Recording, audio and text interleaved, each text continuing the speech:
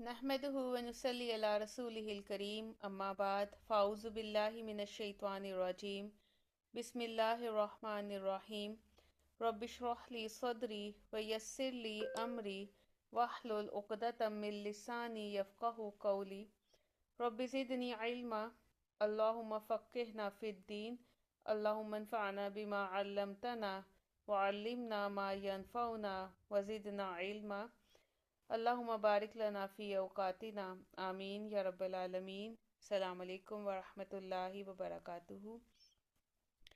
रमज़ान की इन बाबरकत घड़ियों में आप सबको अहलन व सहलन मरहबा। आप सब जानते हैं कि हमारे ये क्लास जो कोई नई बिगनिंग नहीं है। अल्हम्दुलिल्लाह ये एक ऐसा सफ़र है जो जारी है और इसकी एक मंजिल है जिस तक हमने पहुंचना है। ये वो सफ़र है जो हमने कुरान को सिर्फ पढ़ने के लिए नहीं बल्कि उसे समझने के लिए शुरू किया है। और आज जब हम इस क्लास में बैठे हैं तो ये कोई एक हफ्तावार रूटीन नहीं है। ये इस बात की अलामत है कि अल्लाह सुब्हानो ताला ने हमें अपने कलाम के करीब रहने के लिए चुन लिया है। ख़ास तौर पर रमज़ान के इस बाबरकत महीने में आप जानते हैं कि जब हर तरफ कुरान की तिलावत हो रही है तो अल्लाह ने हमें एक और बड़ी नेमत दी है कि हम सिर्फ तिलावत करने वालों में नहीं बल्कि कुरान को समझने वालों में शामिल हो रहे हैं। क्योंकि ये एक अटल हकीकत है कि कुरान को सिर्फ पढ़ लेना काफ़ी नहीं होता। और फिर कुरान को पढ़ लेना तो आसान ही होता है, लेकिन जब कुरान के सामने हम अपने दिल को खोल देते हैं ना तो ये अल्लाह की ख़ास तौफीक होती है। और रमज़ान इसी तौफीक को बढ़ाने का महीना है। ये वो महीना है जिसमें कुरान सिर्फ ज़ुबानों पर नहीं बल्कि अगर हम चाहें तो हमारे दिलों पर भी उतर सकता है। और ये हमारा जो course easy Quran translation course दरअसल इसी उतरने का ज़रिया है जो हमारे दिलों पर कुरान की बारिश बरसाएगा। और फिर हमें सिर्फ कुरान की आवाज़ नहीं बल्कि उसका पैगाम भी सुनाई देगा। और आज की ये क्लास हमें दोबारा ही याद दिलाने आई है कि हम यहाँ सिर्फ इल्म लेने नहीं बल्कि अपने रब से जुड़ने आए हैं। तो अपनी नीयतों को खालिस करते हैं और अल्लाह ताला से दुआ करते हैं कि अल्लाह हमें कुरान को समझने वाला बना दे, कुरान को सिर्फ सुनने वाला नहीं बल्कि कुरान को कबूल करने वाला बना दे। और इस रमज़ान को हमारे और कुरान के तल्लुक का सबसे खूबसूरत रमज़ान बना दे। आमीन या रब्बल आलमीन। आप सबको एक दफ़ा फिर खुश आमदीद, क्योंकि कायनात के मालिक ने आज ख़ास प्रोटोकॉल के लिए हम सबको यहाँ जमा किया है। क्या आप इस चीज़ का अंदाज़ा कर सकते हैं कि इस वक्त ज़मीन के इस टुकड़े पर क्या हो रहा है? फरिश्ते पर फैलाए हम सब के गिर्द हल्का बनाए खड़े हैं, क्योंकि ये महज एक क्लास नहीं है, ये हम सब की रूह की रीब्रांडिंग का आगाज़ है। हम अक्सर सोचते हैं कि हमने वक्त निकाला, लेकिन सच क्या है कि अल्लाह ने हमें इस कलाम के लिए चुना। आप सब जानते हैं कि कितने ही लोग होंगे जो इस वक्त किसी न किसी और मसरूफियत का शिकार होंगे, लेकिन अल्लाह ने हम सब को अपने कलाम की डीप अंडरस्टैंडिंग के लिए मुंतखब की है। और ये इंतखाब आप पर, हम सब पर अल्लाह ताला का एक कर्ज है कि हम उसका शुक्र अदा करें। और ये शुक्र का तरीका क्या होगा कि हम अपनी समातों को सिर्फ उस कलाम के लिए वक्फ कर दें। आपके देखें तो कहा जाता है कि रमज़ान जो है वो तकवा का महीना है, तकवा हासिल करने का। और कुरान भी इस चीज़ की गवाही देता है। लेकिन इसका एक दूसरा असर क्या है कि रमज़ान अपनी गुमशुदा पहचान वापस पाने का महीना है। हम अपनी ज़िंदगियों में थक चुके हैं, रिश्तों की उलझने, जहनी तनाव और न जाने कौन कौन से खौफ हैं। ये इस वजह से हैं कि हमने उस तल्लुक को तोड़ दिया, वो बिजली के तार को छोड़ दिए जहां से हमें पावर मिलनी थी। और वो कौन सा सिरा है जिसका एक सिरा अल्लाह के हाथ और एक हमारे हाथ? ये कुरान। कुरान कोई पुराने लोगों की कहानियाँ या कोई कदीम दास्तानें नहीं है। ये आज के दौर के हर मसले का लाइव सोल्यूशन है। और अगर आज हमारी ज़िंदगियों में अंधेरा है तो याद रखिए कि सूरज निकलने से अंधेरा ख़त्म नहीं होगा बल्कि आंखें खोल लेने से अंधेरा ख़त्म होता है। कुरान हमारी बसीरत की वो आंख है जो हमें बताएगी कि जिस परेशानी को हम पहाड़ समझ रहे हैं وہ اللہ کے سامنے رائی کے دانے کے برابر نہیں ہے۔ آج ہم اس کتاب کو اس نیت سے پڑھیں گے کہ ہم اپنی بکھری ہوئی زندگی کو ری اسمبل کرنے لگے ہیں۔ اب آپ اس کو ایسے سمجھیں کہ قرآن کو پڑھنا ضروری کیوں ہے؟ تو کیا سورج کی روشنی کے بغیر زندگی ممکن ہے؟ کیا روح کے بغیر بدن کی کوئی وقت ہے؟ نہیں۔ تو پھر قرآن وہ نور ہے جس کے بغیر انسانی عقل اندھیروں کا مسکن ہے۔ ہماری یہ کوششیں، ہمارا یہ وقت، یہ خاموشی دراصل اسی عہد کی تجدید ہے جو ہم نے اپنے رب سے کیا تھا۔ الحمدللہ دوبارہ اپنی نیتوں کو خالص کرتے ہیں، کیونکہ اگر ہماری نیتیں خالص ہوں گی تو پھر وہاں وہاں سے فیض اترے گا جہاں جہاں تڑپ اور عاجزی ہوگی۔ اب دیکھیں کہ ہم سب چاہتے ہیں کہ ہدایت ہمارے لیے آسان ہو جائے، لیکن ہدایت کا یہ رستہ پھولوں کی سیج نہیں ہے۔ یہاں ہمیں بہت سی قربانیاں دینی پڑتی ہیں، کبھی نیند کی، کبھی آرام کی، اور کبھی نفس کی بہت سی خواہشات کا گلا گھونٹنا پڑتا ہے۔ لیکن یاد رکھیے جو تکلیف اللہ کے رستے میں ملتی ہے وہی دراصل روح کی پالشنگ ہوتی ہے۔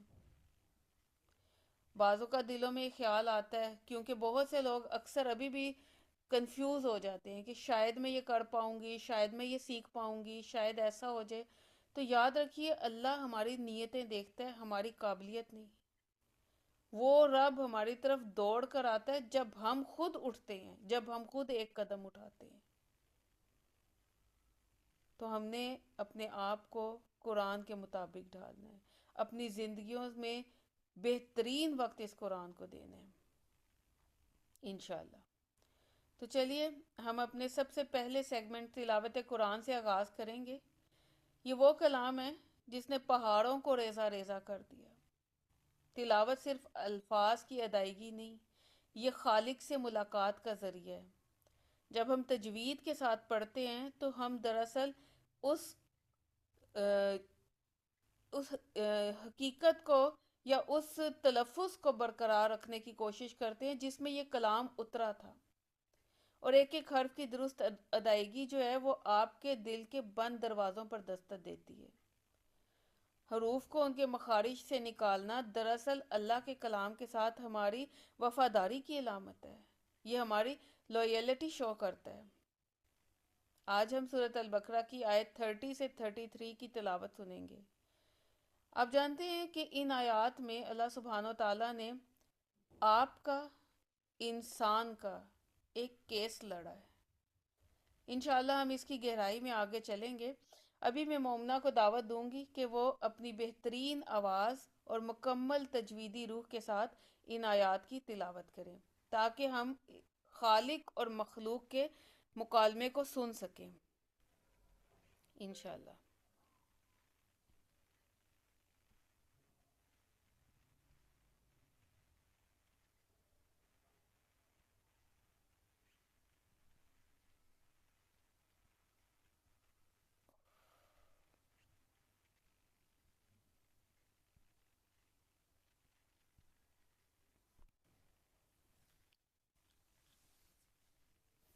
جی مومنہ۔ أعوذ بالله من الشيطان الرجيم بسم الله الرحمن الرحيم وإذ قال ربك للملائكة إني جاعل في الأرض خليفة قالوا أتجعل فيها من يفسد فيها ويسفك الدماء ونحن نسبح بحمدك ونقدس لك قال إني أعلم ما لا تعلمون وعلم آدم الأسماء كلها ثم أردهم على الملائكة فقال أنبئوني بأسماء هؤلاء إن كنتم صادقين قالوا سبحانك لا علم لنا إلا ما علمتنا إنك أنت العليم الحكيم. قال يا آدم أنبئهم بأسمائهم فلما أنبأهم بأسمائهم قال ألم أقل لكم إني أعلم غيب السماوات والأرض وأعلم ما تبدون وما كنتم تكتمون. السلام علیکم ورحمۃ اللہ وبرکاتہ. سورۃ البقرہ آیت نمبر 30. بہت خوبصورت آیات ہیں جس میں ہماری تخلیق کی بات ہو رہی ہے. جی تجوید کے لحاظ سے اس کو دیکھتے ہیں. تجوید میں الحمدللہ آپ لوگ حرکات سے بھی فیملیئر ہو گئے ہیں، ساؤنڈ بیلنس کس طرح سے کرتے ہیں اس سے بھی فیملیئر ہو گئے ہیں، حروف مدہ ہمارے کون سے ہیں، حروف لین کون سے ہیں، سب چیزیں ماشاءاللہ آپ کی پریکٹس میں ہوں گی. ایک اور چیز جو ہم نے لاسٹ ٹائم ڈسکس کی تھی کہ حروف کو ان کی صفات، اس کی کیا کوالٹی ہوتی ہے کہ جس کو پرومیننٹ کرنا ہوتا ہے، جس میں ہم نے قوف اور کاف کا ڈفرنس پڑھا تھا. اور اس سے ہم نے دیکھا تھا کہ ان کو، حروف کو، ان کی ایگزیکٹ ساؤنڈ اور ایگزیکٹ طریقے سے ادا کرنا کیوں ضروری ہے. وہ اسی لیے ضروری ہے کہ عربی ایکسنٹ میں حروف جو ہیں ان کی آوازیں مکس اینڈ میچ نہ ہو. تو اس کے لیے ہمیں تھوڑا سا اپنے منہ کو، اپنی زبان کو حرکت دینی پڑتی ہے کہ یہ حرف ایسے ادا ہوگا، اس کی آواز ایسے نکالیں گے تو وہ ایک دوسرے سے پھر ڈفرینشیٹ ہوں گے، علیحدہ ہوں گے. جیسے کا، بالکل آپ کا منہ سیدھا رہے گا، زبان بیٹھی ہوگی تو کا نکلے گا. یہی زبان آپ تھوڑی اوپر کو اٹھائیں گے تو قو ہو جائے گا. ٹھیک ہے. تو جگہ پوائنٹ ایک ہی ہے، زبان کی جڑ. زبان کی جڑ کیا ہے؟ بالکل اینڈ والا پوائنٹ زبان کا، جو ہم موٹی زبان جہاں پہ ہوتی ہے، جہاں سے ہمارا حلق شروع ہونے لگتا ہے، گلے، ہمارے منہ کا جو اینڈ پوائنٹ ہوتا ہے اس کو کہتے ہیں زبان کی جڑ. وہ جو زبان کی جڑ تھوڑی سی اوپر کو اٹھتی ہے نا، وہ کیا کرتی ہے؟ وہ اپنی اصل پوزیشن سے بلندی کی طرف جاتی ہے. ایسے ہی ہے، جب اس کو ہم تھوڑا سا اس کی ایکچوئل پوزیشن سے سلائڈ کر کے اوپر اٹھائیں گے تو وہ ہمارا منہ ہو جاتا ہے او. ٹھیک ہے. موسٹلی آپ نے سنا بھی ہو، کچھ لوگ بولتے ہیں ورڈ او کر کے. کبھی اپنے آپ کو شیشے میں دیکھیے گا. ایک ہے آپ کا آ، جس میں آپ کا منہ، آپ کی زبان بالکل فلیٹ بیٹھی ہوئی ہے. ایک آپ جو منہ بناتے ہیں نا او، یہ او جو ہے نا، اس میں آپ کی زبان کی جڑ اپنی بلندی کو اٹھتی ہے. تو یہ جو حروف بلندی کو اٹھا کے تھوڑا سا زبان کو او کر کے ادا ہوتے ہیں، ان کو کہتے ہیں حروف مستعلیہ. حروف مستعلیہ کیوں کہتے ہیں عربی زبان میں؟ کیونکہ مستعلیہ نکلا ہے استعلا سے، اور استعلا کا مطلب ہے بلندی، اوپر کو جانا، بلندی کو جانا. ٹھیک ہے. تو ہمارے منہ کی جتنی اسپیس ہے، جتنا اسٹرکچر ہے، اس میں ہماری زبان تھوڑی سی جو اوپر اٹھتی ہے وہ اس کا مطلب اپنی اصل پوزیشن سے بلندی کو جاتی ہے. تو جن حروف کو ہم نے او کر کے ادا کرنا ہوتا ہے، ان سارے حروف کو ہم استعلا سے کیا کہتے ہیں؟ حروف مستعلیہ. عربی زبان میں ایسے سب حروف کو کہتے ہیں حروف مستعلیہ. حروف مستعلیہ کون سے ہیں؟ حروف مستعلیہ ہمارے 7 حروف ہیں، جو ہماری الف با تا ثا والی حروف تہجی ہے، اس میں سے ہم 7 حروف کیچ کریں گے جو کہ ہم نے او کر کے ادا کرنے، یعنی کہ ہم نے اپنی زبان کو تھوڑا سا بلندی کی طرف اٹھا کے موٹا کر کے ان حروف کو ادا کرنا ہے. اب یہ کون کون سے حروف ہیں؟ حروف تہجی اگر آپ سیکوینس سے دیکھتے ہیں تو اس میں سے ہم سیکوینس وائز ہی حروف اٹھا لیتے ہیں. سب سے پہلے حروف تہجی میں آتا ہے خو. ٹھیک ہے. اب ایک چیز ہے خا اور ایک ہے خو. خا، اگر آپ شیشے کے سامنے بیٹھے ہیں، آپ کے پاس سہولت ہے اس ٹائم، آپ اپنے منہ کی پوزیشن دیکھتے جائیے. خا، خا میں کیا پوزیشن ہے؟ بالکل زبان لیٹی ہوئی ہے جیسے کا. اب زبان کو تھوڑا سا بلندی کی طرف لے کے جائیں تو وہ ہو جائے گا خو، جیسے ہمارا تھا قو. ٹھیک ہے. خا اور خو کا ڈفرنس دیکھیں. یہ جو او ہے نا، اس میں سارے حروف سیٹ کرتے جائیں. اس کے بعد آگے آ جائیں حروف تہجی میں، اس میں آتے ہیں صاد. سو. ایک ہے سین. سین کی ادائیگی کریں، سین الف زبر سا. اور صاد کی ادائیگی کریں، صاد الف زبر سو. سا میں زبان بیٹھی ہوئی ہے، سو میں زبان بلندی کو اٹھی ہے. ٹھیک ہے. سا اور سو کا فریم دیکھیں. صاد کے بعد آتا ہے حروف تہجی میں ضاد، جس کو زود بھی بولتے ہیں. زود الف زبر زو. ٹھیک ہے. اور ایک ہمارے پاس ہے زا. زا الف زبر زا، اور ایک ہے زود. ٹھیک ہے. یہ ڈفرنس دیکھیں زا اور زو کا. پھر آگے آ جائے حروف تہجی میں تو. ایک ہوتا ہے نقطوں والا تا، تا الف زبر تا. اور ایک ہم نے جب تو ادا کرنا ہے اس کے لیے او، اس کو او کے فریم میں سیٹ کریں. تو الف زبر تو. تا تو. پھر اگلا حرف ہے رو. رو تو رو والا، جس کو اردو میں کہتے ہیں توئیں زوئیں، عربی میں اس کو کہتے ہیں تو اور رو. رو کو اسی فریم میں سیٹ کریں. رو الف زبر رو. اس کو زا نہیں پڑھنا. زا کیا ہے بیسیکلی؟ زال الف زبر زا ہے. اب جب ہم نے زال سے اس کو علیحدہ کرنا ہے تو ہم نے اس کو او کے فریم میں سیٹ کرنا ہے. رو. پھر آگے آ جائیں، کون سا لیٹر بچتا ہے ہمارا؟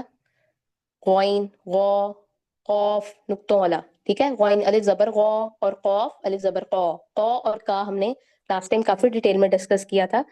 تو یہ بیسیکلی ہمارے 7 حروف ہیں. ان کا مجموعہ کہلاتا ہے خصہ زوغتن قز. خصہ کیا ہے؟ خو صاد. زوغتن کیا ہے؟ زود غین تو. قز کیا ہے؟ قو اور ذو. مجموعہ کہتے ہیں کلیکٹیو ورڈز کو. کلیکٹیولی یاد کرنے کے لیے ایک ایسا ورڈ بنا دیا جاتا ہے جس کو جو آپ کے دماغ میں چلتا رہے اور اس سے آپ کو سارے حروف اکٹھے سے آپ کی زبان پہ آ جائیں. اگر آپ کو یہ مجموعہ آسان رہتا ہے خصوہ ذوقتن قز، تو اس طرح سے یاد کر لیں. اگر آپ حروف تہجی کے سیکوینس سے یاد کرنا چاہتے ہیں تو اس طرح سے سیٹ بنائیں. خو اور غوین. خو اور غوین کا سیٹ بنائیں. کیوں؟ کیونکہ دونوں گول طرح سے لکھے جاتے ہیں، دونوں کے سر پہ ایک نقطہ ہوتا ہے. اس طرح سے آپ اس کو یاد کر سکتے ہیں. خو غوین. پھر آگے حروف تہجی میں اکٹھے کیا لکھے ہوتے ہیں؟ صاد زود. پھر کیا لکھے ہوتے ہیں؟ تو رو. اور اینڈ پہ کیا بچتا ہے؟ قوف قو. ٹھیک ہے، اس طرح سے 7 حروف بنتے ہیں. اگر آپ سیکوینس وائز یاد کرنا چاہتے ہیں آپ اس طرح سے ان کی پیئرنگ کر لیں. خو غوین صاد زود تو رو قوف. اگر آپ مجموعہ جو آپ کو دیا گیا ہے اس سے یاد رہتا ہے، اس سے یاد رکھنے خصہ ذوقن قز. ٹھیک ہے. 7 حروف ہمارے حروف تہجی میں سے ایسے ہیں جنہیں قرآن پاک میں تجوید کی لینگویج میں حروف مستعلیہ کہا جاتا ہے. کیوں کہا جاتا ہے؟ کیونکہ یہ ہر حال میں موٹے اور پر پڑے جاتے ہیں. موٹا پڑھنے کا کیا مطلب ہے؟ آپ کا منہ کی پوزیشن موٹی ہو جائے. او. ٹھیک ہے. اس میں ایک اور چیز کا دھیان رکھنا ہے کہ آپ کے ہونٹ گول نہیں ہونے چاہیے. جیسے بیسیکلی آپ نے سنا ہوگا توا زوا سوا. یہ غلط ہے. او جو ہے نا وہ ہونٹوں کو گول کرنا، یہ اس میں انوالو نہیں ہوتا. ہونٹ آپ کے صحیح رہیں گے سیدھے جس طرح سے آپ کی پوزیشن ہے. زبان کو بس آپ نے تھوڑا سا بلندی کی طرف اٹھا کے منہ میں ہوا بھرنی ہے. منہ کی پوزیشن ہو جائے گی او. آ سے او. ٹھیک ہے. اب یہ حروف مستعلیہ او کر کے پڑھنے کیوں ضروری ہے؟ جیسے ہم نے لاسٹ ٹائم دیکھا تھا کہ قلب اور قلب میں کتنا بڑا ڈفرنس آتا ہے، اسی طرح حروف مستعلیہ اگر پر کر کے نہ پڑھے جائیں تو ان کی ساؤنڈ باقی حروف سے میچ ہو جاتی ہے. جیسے قو اور کا، سین اور صاد. ٹھیک ہے. زا اور رو، رال اور زود، تا اور تو. ٹھیک ہے. اب میں پڑھ رہی ہوں تا ایفتن. قرآن کا ایک میں نے لفظ پڑھا ہے تا ایفتن. اب آپ کو پتا ہے کہ میں نے تا نقطوں والا پڑھا ہے یا میں نے تو پڑھا ہے. اگر میں اس کو پڑھوں تو ایفتن، پھر آپ کو سمجھ آئے کہ یہ تو ہے تو اس کا مطلب یہاں پہ تو والا تو پڑھا جا رہا ہے، نقطوں والا تا نہیں پڑھا جا رہا. اصحابی. اصحاب میں نے پڑھا ہے. اب آپ کو سمجھ آ رہا ہے اصحاب کس سے ہے؟ صاحب سے، سواد والا. اردو میں بھی جب صاحب لکھتے ہیں تو سواد سے لکھتے ہیں نا، سین سے تو نہیں لکھتے. تو اگر میں اس کو پڑھوں الصاحبی اصحاب النار تو یہ اصحا کیا ہوگا؟ سین.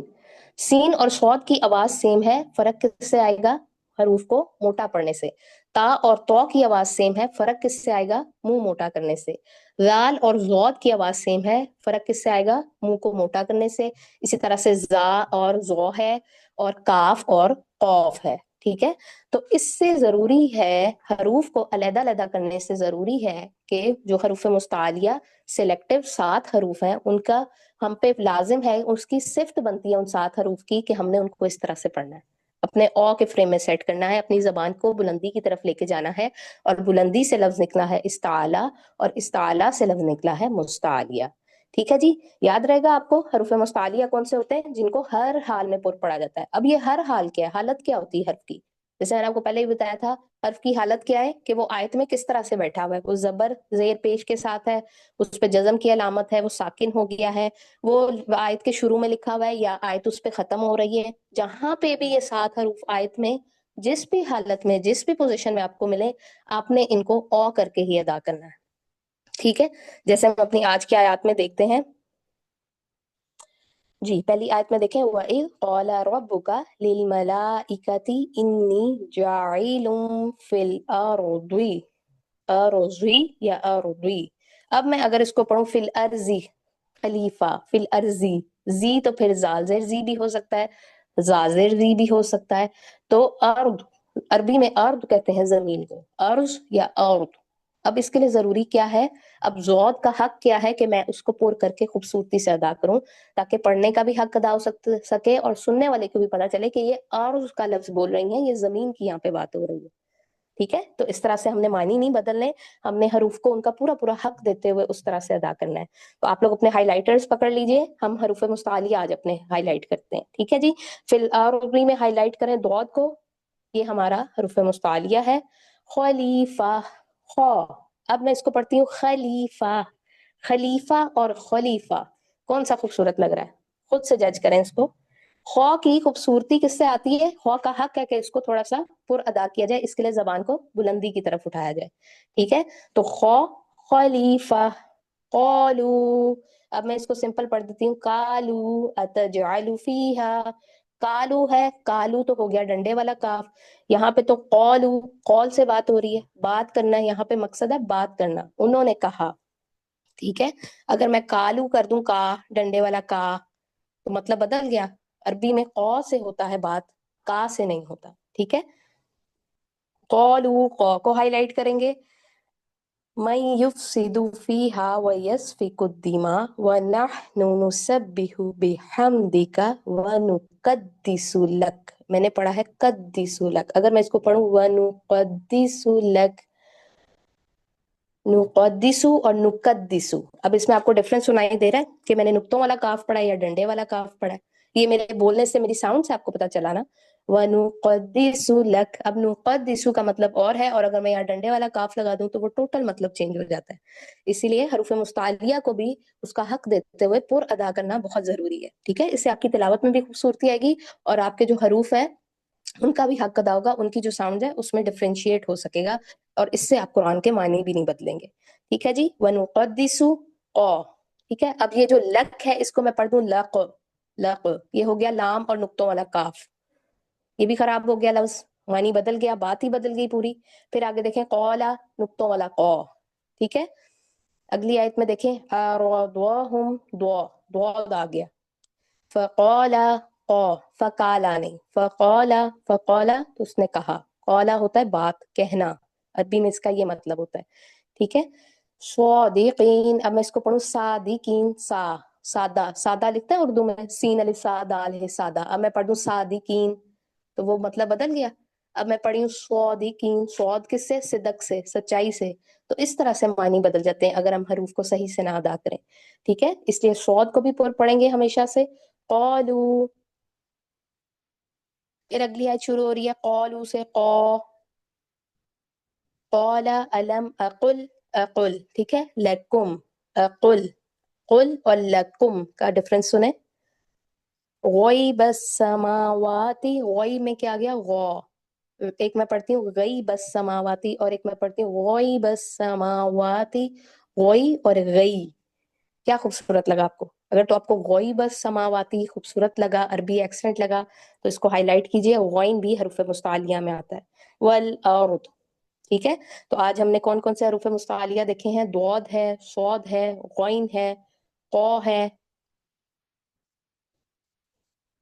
ٹھیک ہے جی، تو یہ تھے ہمارے حروف مستعلیہ جو کہ بہت آسان ہے ان کو ادا کرنا، ان کو سمجھنا، اس میں کچھ مشکل نہیں، کوئی راکٹ سائنس نہیں. صرف آپ نے اپنا منہ کی پوزیشن دیکھنی ہے، آپ نے اسپیشلی آج اس کو شیشے کے آگے بیٹھ کے پریکٹس کرنا ہے کہ زبان بلندی کو کیسے اٹھتی ہے، ہمارا منہ آ سے او کے فریم میں کیسے آتا ہے، اور ان کو مستعلیہ یا استعلا کیوں کہا جاتا ہے، ان کا یہ لفظ، یہ مطلب کیسے بنتا ہے عربی میں. ٹھیک ہے، کیونکہ ہم چونکہ تجوید سیکھ رہے ہیں تو ہم انشاءاللہ عربی ایکسنٹ بھی سیکھیں گے، عربی کے لفظ بھی سیکھیں گے انشاءاللہ. ٹھیک ہے جی، تو یہ حروف مستعلیہ آپ جو بھی روٹین وائز قرآن پاک پڑھیں، آپ اپنے سبق کی پریکٹس کریں. آپ نے ہائی لائٹر لے کے حروف مستعلیہ آج سے کلر کرنے شروع کرنے ہیں، اور کوشش کرنی ہے کہ یہ جو آپ کا آ ہے اس کو ہم نے او میں لانا ہے، تا اور تو کو فرق دینا ہے، زا اور ضاد کو دینا ہے، را اور ضو کو دینا ہے. ٹھیک ہے، قو اور کا کو دینا ہے، سین اور صاد کو دینا ہے، اور خو اور غین کو ان کی خوبصورتی کے لیے پر کیا جاتا ہے. ٹھیک ہے جی، چلیں جی، واخر دعوانا ان الحمد للہ رب العالمین. السلام علیکم ورحمۃ اللہ وبرکاتہ.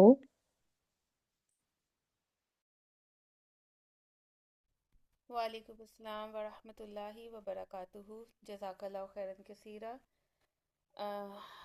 مومنہ، الحمدللہ اللہ سبحانہ تعالیٰ نے آپ کو یہ حکمت دی ہے اور آپ کی آواز میں، آپ کی تلاوت میں ایسی حلاوت رکھی ہے کہ الحمدللہ دلوں کو سکون ملتا ہے۔ سچ یہ ہے کہ جب قرآن اپنے پورے حسن سے ادا کیا جاتا ہے اور تجوید کے ساتھ پڑھا جاتا ہے تو وہ سیدھا ہماری روح کے بند کواڑوں پر دستک دیتا ہے۔ اللہ سبحانہ و تعالیٰ آپ کو جزائے خیر عطا کرے۔ جی، کیا کبھی آپ نے سوچا ہے کہ ہم روزانہ ایک کلاس لیتے ہیں، کبھی دوسری کلاس لیتے ہیں، کبھی تیسری کلاس لیتے ہیں، تو ہم وہاں پر کیوں جاتے ہیں، کیوں جمع ہوتے ہیں؟ تو اس کا جواب یہ ہے کہ یہ ایک ملاقات ہے، ایک انسان کی اپنے مالک سے، ایک خالق کی اپنی مخلوق سے۔ یعنی ایک قدم آپ بڑھاتے ہیں اور کئی قدم بڑھا کر اللہ سبحانہ وتعالی ہمیں تھام لیتا ہے۔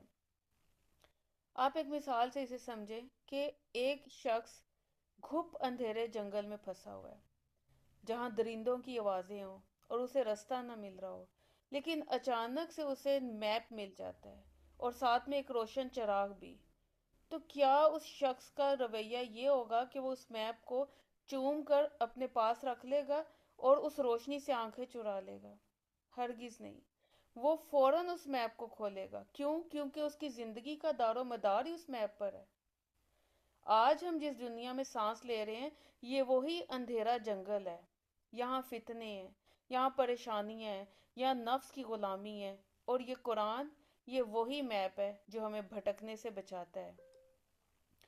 اگر آج ہم اس کو توجہ سے، غور سے سمجھ کے پڑھ لیتے ہیں نا، تو ہم اس مسافر کی خطا سے بچ سکتے ہیں جو نقشہ تو ہاتھ میں لیے کھڑا ہے لیکن اندھیرے میں ٹھوکریں کھا رہا ہے۔ رسول اللہ صلی اللہ علیہ وآلہ وسلم نے فرمایا، ان اللہ یرفع بہذا الکتاب اقواما وَيَضَعُ بِهِ آخَرِينَ۔ یقیناً اللہ اس کتاب یعنی قرآن کے ذریعے بہت سی قوموں کو بلندی عطا فرماتا ہے اور اسی کے ذریعے دوسروں کو پستی میں گرا دیتا ہے۔ اب ذرا اس حدیث پر غور کیجئے۔ یہ کتاب عروج کی ضمانت ہے، اور جب تک مسلمانوں نے اسے سینے سے لگا کے رکھا، اسے سمجھا، اسے پڑھا اور اسے اپنی زندگیوں میں نافذ کیا، دنیا ان کے قدموں میں تھی۔ لیکن آج ہم قرآن کو صرف برکت کے لیے استعمال کرتے ہیں، ہدایت کے لیے نہیں۔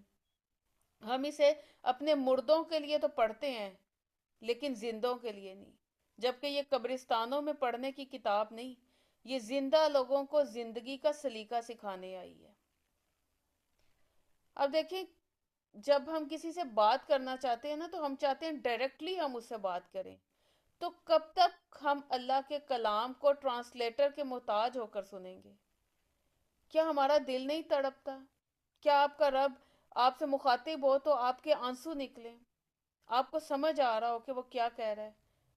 وہ آپ سے، آپ کی شاہرگ سے زیادہ قریب ہے اور اس کا کلام آپ کے ہر درد کا جواب ہے۔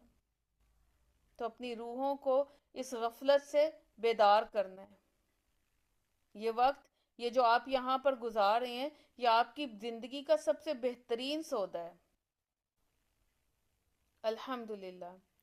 اب دیکھیں، عموماً ہم دیکھنے میں آ رہا ہے کہ گھروں میں فساد ہو رہے ہیں، گھر ٹوٹ رہے ہیں، نسلیں باغی ہو رہی ہیں، ڈپریشن اور بے چینی کی میڈیسنز کھائی جا رہی ہیں، کیونکہ ہم نے بدن کو تو پال لیا ہے لیکن روح کو بھوکا مارا ہوا ہے۔ روح کی غذا کلام الہی ہے۔ ایک پیاسا انسان جتنا بھی مہنگا، جتنا بھی قیمتی لباس پہن لے، اس کی پیاس کبھی نہیں بجھتی۔ اسی طرح ہم نے دنیا کی آسائشیں تو جمع کر لی ہیں، لگزیریس لائف گزارنا چاہتے ہیں، لیکن جس کلام نے ہمارے دل کو قرار دینا ہے، ہم اس کے معنی سے ناآشنا رہ گئے ہیں۔ آج ہم نے انشاءاللہ اپنی نیتوں کو پھر خالص کر کر اس کلام کے ایک ایک حرف پر غور کرنا ہے، کیونکہ جب ہم اللہ کے سامنے کھڑے ہوں گے نا، اور وہ جب ہم سے یہ سوال کرے گا کہ اے میری بندی، میں نے تیرے پاس اپنی سب سے قیمتی نعمت اتاری تھی، تو نے میرے کلام کو سمجھنے کے لیے کتنا وقت نکالا، تو ہم میں سے ہر ایک کے پاس مختلف جواب ہوگا۔ ہمیں اپنے جواب کو درست کرنا ہے، کہیں یہ کہنا نہ پڑ جائے کہ اللہ میں تو گھر سجانے میں مصروف تھی، میں تو ریلز اور یوٹیوب کی ویڈیوز دیکھنے پہ مصروف تھی۔ ہم نے اپنے اندر اس تڑپ کو پیدا کرنا ہے کہ ہم نے اپنے رب کے سامنے جواب دینا ہے، اور اس جواب دینے کے لیے ہم نے اس کلام کے ساتھ اپنے تعلق کو مضبوط کرنا ہے۔ اب اسی تڑپ اور اسی جذبے کے ساتھ ہم اپنے اگلے سیگمنٹ کی طرف بڑھتے ہیں، اس منزل کی طرف جہاں الفاظ کے موتیوں کو فہم کے دھاگے میں پرویا جائے گا۔ میں دعوت دوں گی روبینہ کو کہ وہ اپنی علمی بصیرت اور سادہ مگر پر اثر اسلوب میں ہمیں ان آیات کا ترجمہ سکھائیں اور فہم یعنی اس کی ایکسپلینیشن کریں، تاکہ ہم ان گہرائیوں کو پا سکیں جو بظاہر نظر نہیں آتی مگر زندگی بدل دینے کی طاقت رکھتی ہیں۔ جی روبینہ جی۔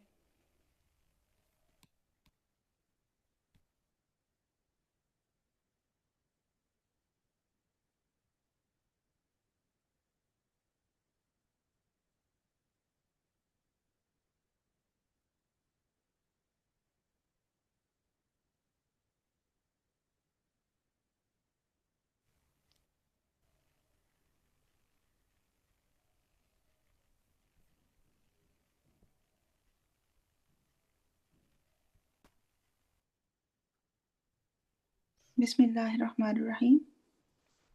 رب اشرح لی صدری ویسر لی امری واحلل عقدۃ من لسانی یفقہوا قولی۔ ربنا زدنا علما یا ربی لک الحمد کما ینبغی لجلال وجہک وعظیم سلطانک۔ بسم اللہ الرحمن الرحیم۔ آج کا ہمارا لیسن آیت نمبر 30 سے 33 تک۔ پہلے لفظی ترجمہ۔ بسم اللہ الرحمن الرحیم۔ وَإِذْ اور جب، قَالَ فرمایا، ربک آپ کے رب نے، للملائکتی فرشتوں سے، انی بے شک میں، جاعل بنانے والا ہوں، فی الارض زمین میں، خلیفہ ایک خلیفہ۔ قالوا انہوں نے کہا، اتجعل کیا تو بنائے گا، فیہا اس میں، من اس کو جو، یفسد فساد کرے گا، فیہا اس میں، ویسفک اور وہ بہائے گا، الدماء خون، نحن اور ہم، ونحن اور ہم، نسبح ہم تسبیح کرتے ہیں، بحمدک ساتھ تیری تعریف کے، ونقدس اور ہم پاکی بیان کرتے ہیں، لک تیری، قال فرمایا، انی بے شک میں، عالم میں جانتا ہوں، ما جو لا نہیں تعلمون تم جانتے۔ وعلم اور اس نے سکھا دیے، آدم آدم کو، الاسماء نام، کلہا سب ان کے، ثم پھر عرضہم اس نے پیش کیا انہیں، علی الملائکتی فرشتوں پر، فقال پھر فرمایا، انبئونی خبر دو مجھے، باسماء ناموں کی، ہؤلاء ان سب کی، ان اگر کن تم ہو تم صادقین سچے۔ قالوا انہوں نے کہا، سبحانک پاک ہے تو، لا نہیں، علم کوئی علم، لنا ہمارے لیے، الا مگر، ما جو، علمتنا سکھایا تو نے ہمیں، انک بے شک تو، انت تو ہی ہے، العلیم بہت علم والا، الحکیم بہت حکمت والا۔ قال فرمایا، یا آدم اے آدم، انبئہم خبر دو انہیں، باسمائہم ان کے ناموں کی، فلما پھر جب، انبأہم اس نے خبر دی انہیں، باسمائہم ان کے ناموں کی، قال فرمایا، الم کیا نہیں، اقل میں نے کہا تھا، لکم تم سے، انی بے شک میں، عالم میں جانتا ہوں، غیب غیب، السماواتی آسمانوں، والارض اور زمین کا، وعالم اور میں جانتا ہوں، ما جو کچھ، تبدون تم ظاہر کرتے ہو، وما اور جو کچھ، کن تم ہو تم، تکتمون तुम छुपाते। लफ्ज़ों की वजाहत, वइज़ जो है वो उस गुरु के मानों में आता है, यानी कोई वाक़या याद करवाने के लिए कि जब ऐसे हुआ था। तो ये लफ्ज़ कुरान में बार बार आएगा, लेकिन इसका मानी भी हमेशा पास्ट के लिए इस्तेमाल होता है। इसका मानी हमेशा पास्ट की बात के लिए आएगा। इज़ा का मतलब भी जब होता है, लेकिन इज़ जो है ये पास्ट के लिए आएगा हमेशा। माजी में जो बात गुजर चुकी हो चुकी उसकी याद दिलाने के लिए कि उस गुरु याद करो कि जब वो वाक़या हुआ था। कौला कौला वाहिद है और कौलू जमा है। रब्बू का आपके रब ने, का की जो ज़मीर है तेरे या आपके लिए आती है। लिल मलाइकती फरिश्तों से।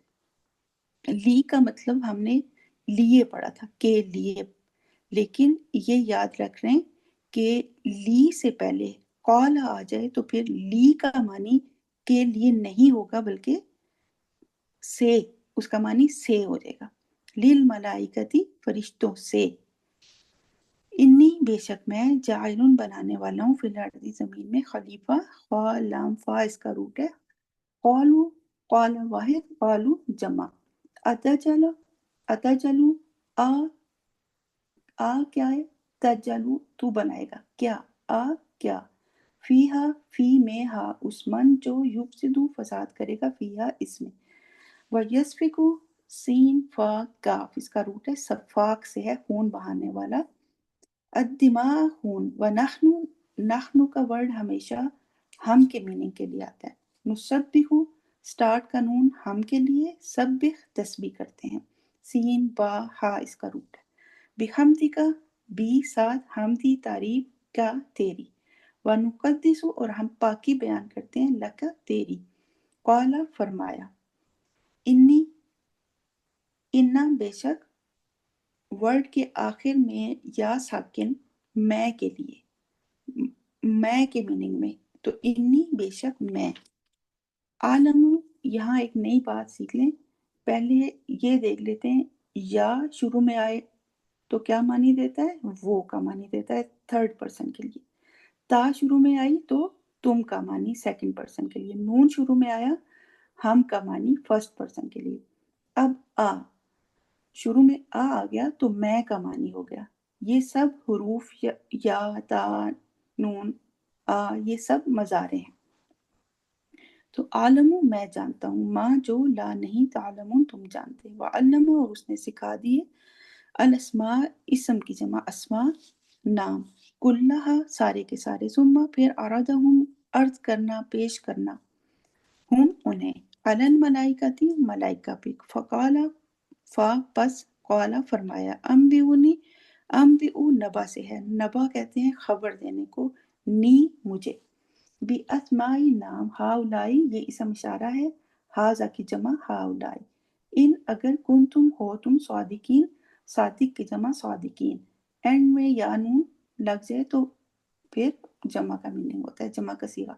कौलू उन्होंने कहा, एंड का वाउ अलिफ जमा के लिए। सुबहाना का पाक है, सुबहाना पाक है, का तू ला नहीं, इल्मा कोई इल्म लाना ला लिए ना हमारे, इल्ला मगर मा जो, अल्लमतना इस लफ्ज को तीन हिस्सों में ब्रेक करेंगे। अल्लामा सिखाया, ता तूने, ना हमें। इन्ना का इन्ना बेशक, का तू, अंता तू ही, अल अलीम बहुत इल्म वाला है, अल हकीम बहुत हिकमत वाला है। हिकमत क्या होती है? विजडम, राइट टाइम पे राइट फैसला करना। कौला उसने कहा या फरमाया, या आदमु ए आदम, भी हम बता दो इन्हें, खबर दे दो इन्हें, भी अस्माइम तमाम उन नामों की। फलम्मा फा फिर, लम्मा जब, बाअहुम उसने बता दिए उन्हें, भी अस्माइम नाम उनके। कौला उसने कहा, अलम आ क्या, लम नहीं, अकुल मैंने कहा था, लकुम तुमसे, इन्नी बेशक मैं, एंड की या साकिन जो है ये मैं के लिए, मैं के मीनिंग में आएगा, मैं, मेरा या मुझे। आलमू मैं जानता हूँ, स्टार्ट का आ मैं के लिए। गैबा गैब समावाती आसमानों के, वल और ज़मीन के, व आलमू और मैं जानता हूँ, माँ जो तो बदूना बा दाल वाओ इसका रूट है तुम जाहिर करते हो, स्टार्ट का था तुम के लिए, सेकंड पर्सन के लिए। वमा और जो कुंतुम हो तुम तक्तुमून तुम छुपाते, का ता मी कतमा छुपाना। तफसीर देख लेते हैं आयत नंबर 30 से 33 तक। आज हम पढ़ेंगे अपने स्टार्ट की कहानी कि हमारा स्टार्ट कैसे हुआ, कब हुआ।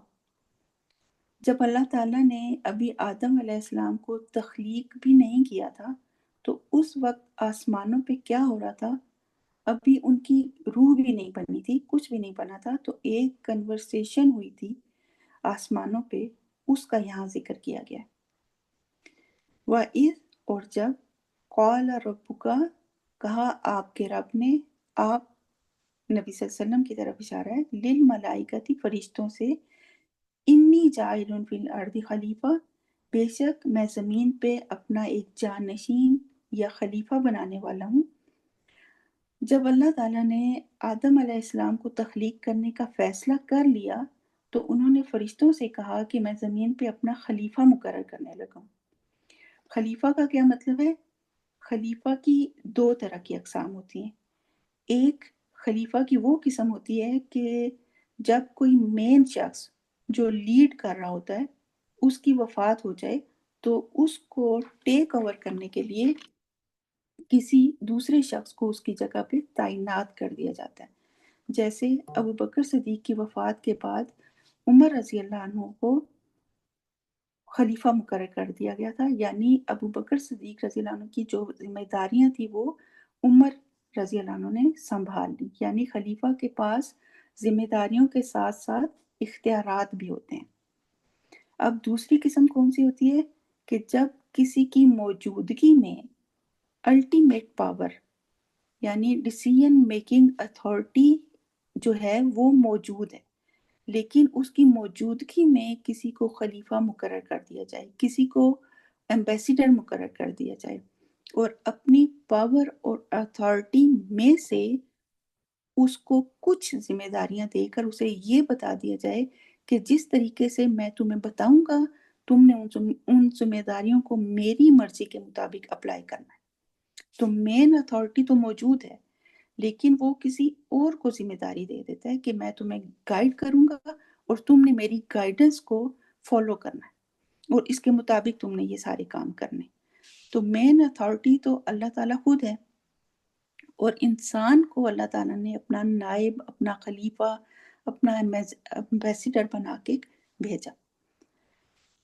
कुरान के ज़रिए सारा दीन बता दिया, शरीयत बता दी, यानी अपनी तमाम इंस्ट्रक्शंस जो हैं वो दे दी, गाइडलाइंस दे दी हमें और बता दिया कि तुमने खुद भी ये काम करने हैं और तुम्हारे इर्द गिर्द जो लोग हैं उनसे भी ये काम करवाने हैं।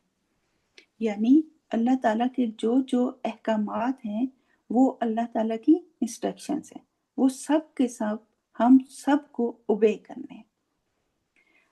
अच्छा, अपनी मालूमात में इजाफे के लिए इसे यूं भी समझते हैं कि ज़मीन पर इंसानों से पहले जिन्नात मौजूद थे, जिन्नात आबाद थे। अब्दुल्ला बिन अमर से रिवायत है कि आदम अलैहिस्सलाम की तख्लीक से तकरीबन 2000 साल पहले ज़मीन पर जिन्नात बसते थे और उन जिन्नात ने ज़मीन पे बहुत फसाद किया, बहुत खून खराबा किया, बहुत खून बहाया, खून रेजी की। और ये तफसीर इब्ने कसीर की रिवायत है। और फिर खलीफा जो मुकर्रर किया अल्लाह ताला ने तो उसकी खिलाफत को चलाने के लिए जिम्मेदारियों के बारे में कुछ बताना भी तो था। ऐसे तो नहीं कि तुम जाओ और जो तुम्हारा जी में आए वो करो, नहीं, ऐसे लावारिस नहीं छोड़ा हमारे रब ने हमें, बल्कि आदम अलैहिस्सलाम से लेकर आखिरी इंसान तक को अल्लाह ताला ने ये पैगाम दे दिया कि मैं तुम्हें जैसे कहूँगा वैसे वैसे तुमने करना है। कौन सा काम करने करने हैं, कौन से काम नहीं करने, ये सारी मेरी इंस्ट्रक्शंस को हर इंसान ने फॉलो करना है और जो मुझे फॉलो करेगा वही कामयाब होगा, वही जन्नत का हकदार होगा। और अल्लाह ताला ने सबसे पहले आदम अलैहिस्सलाम के ज़रिए अपना पैगाम भेजा, फिर उनके बाद नूह अलैहिस्सलाम आए, फिर ये सिलसिला चलता रहा, अंबिया आते रहे, अल्लाह का पैगाम पहुंचता रहा پھر محمد صلی اللہ علیہ وسلم پر آ کر یہ سلسلہ ختم کر دیا گیا۔ محمد صلی اللہ علیہ وسلم اللہ کے آخری نبی تھے، اس کے بعد نبوت کا اور وحی کا سلسلہ ختم ہو گیا۔ تمام دین اور تمام شریعت کو قرآن کے ذریعے، احادیث کے ذریعے، محمد صلی اللہ علیہ وسلم کے ذریعے مکمل کر دیا گیا، اور قیامت تک کے لیے ہر انسان کے لیے یہی شریعت، یہی قانون، یہی دین، یہی قرآن و حدیث و سنت لاگو ہے۔ یعنی اسی دین اسلام کے مطابق زندگی گزارنی ہے، عمل کرنا ہے۔ ایک اور بات کہ اللہ تعالیٰ کی مین 3 مخلوقات ہوگی، انسان، جنات اور فرشتے۔ ان میں سے تینوں کا مقصد ایک ہی ہے کہ وہ اللہ ہی کی عبادت کے لیے پیدا کیے گئے، اور یہ کہ ان تینوں میں سے 2 کو، یعنی انسانوں اور جنات کو اللہ تعالیٰ نے اختیارات دیے، اور فرشتوں کو اختیارات نہیں دیے کہ وہ اپنی مرضی سے جو چاہیں کریں۔ فرشتوں کی جو رسپانسبلٹیز ہیں وہ فکسڈ ہیں، وہ ہر وقت اللہ کا ذکر، اللہ کی حمد کرتے رہتے ہیں، ان کی ڈیوٹی میں کوئی چینج نہیں ہے، اور نہ ہی ان کے پاس کوئی اختیار ہے۔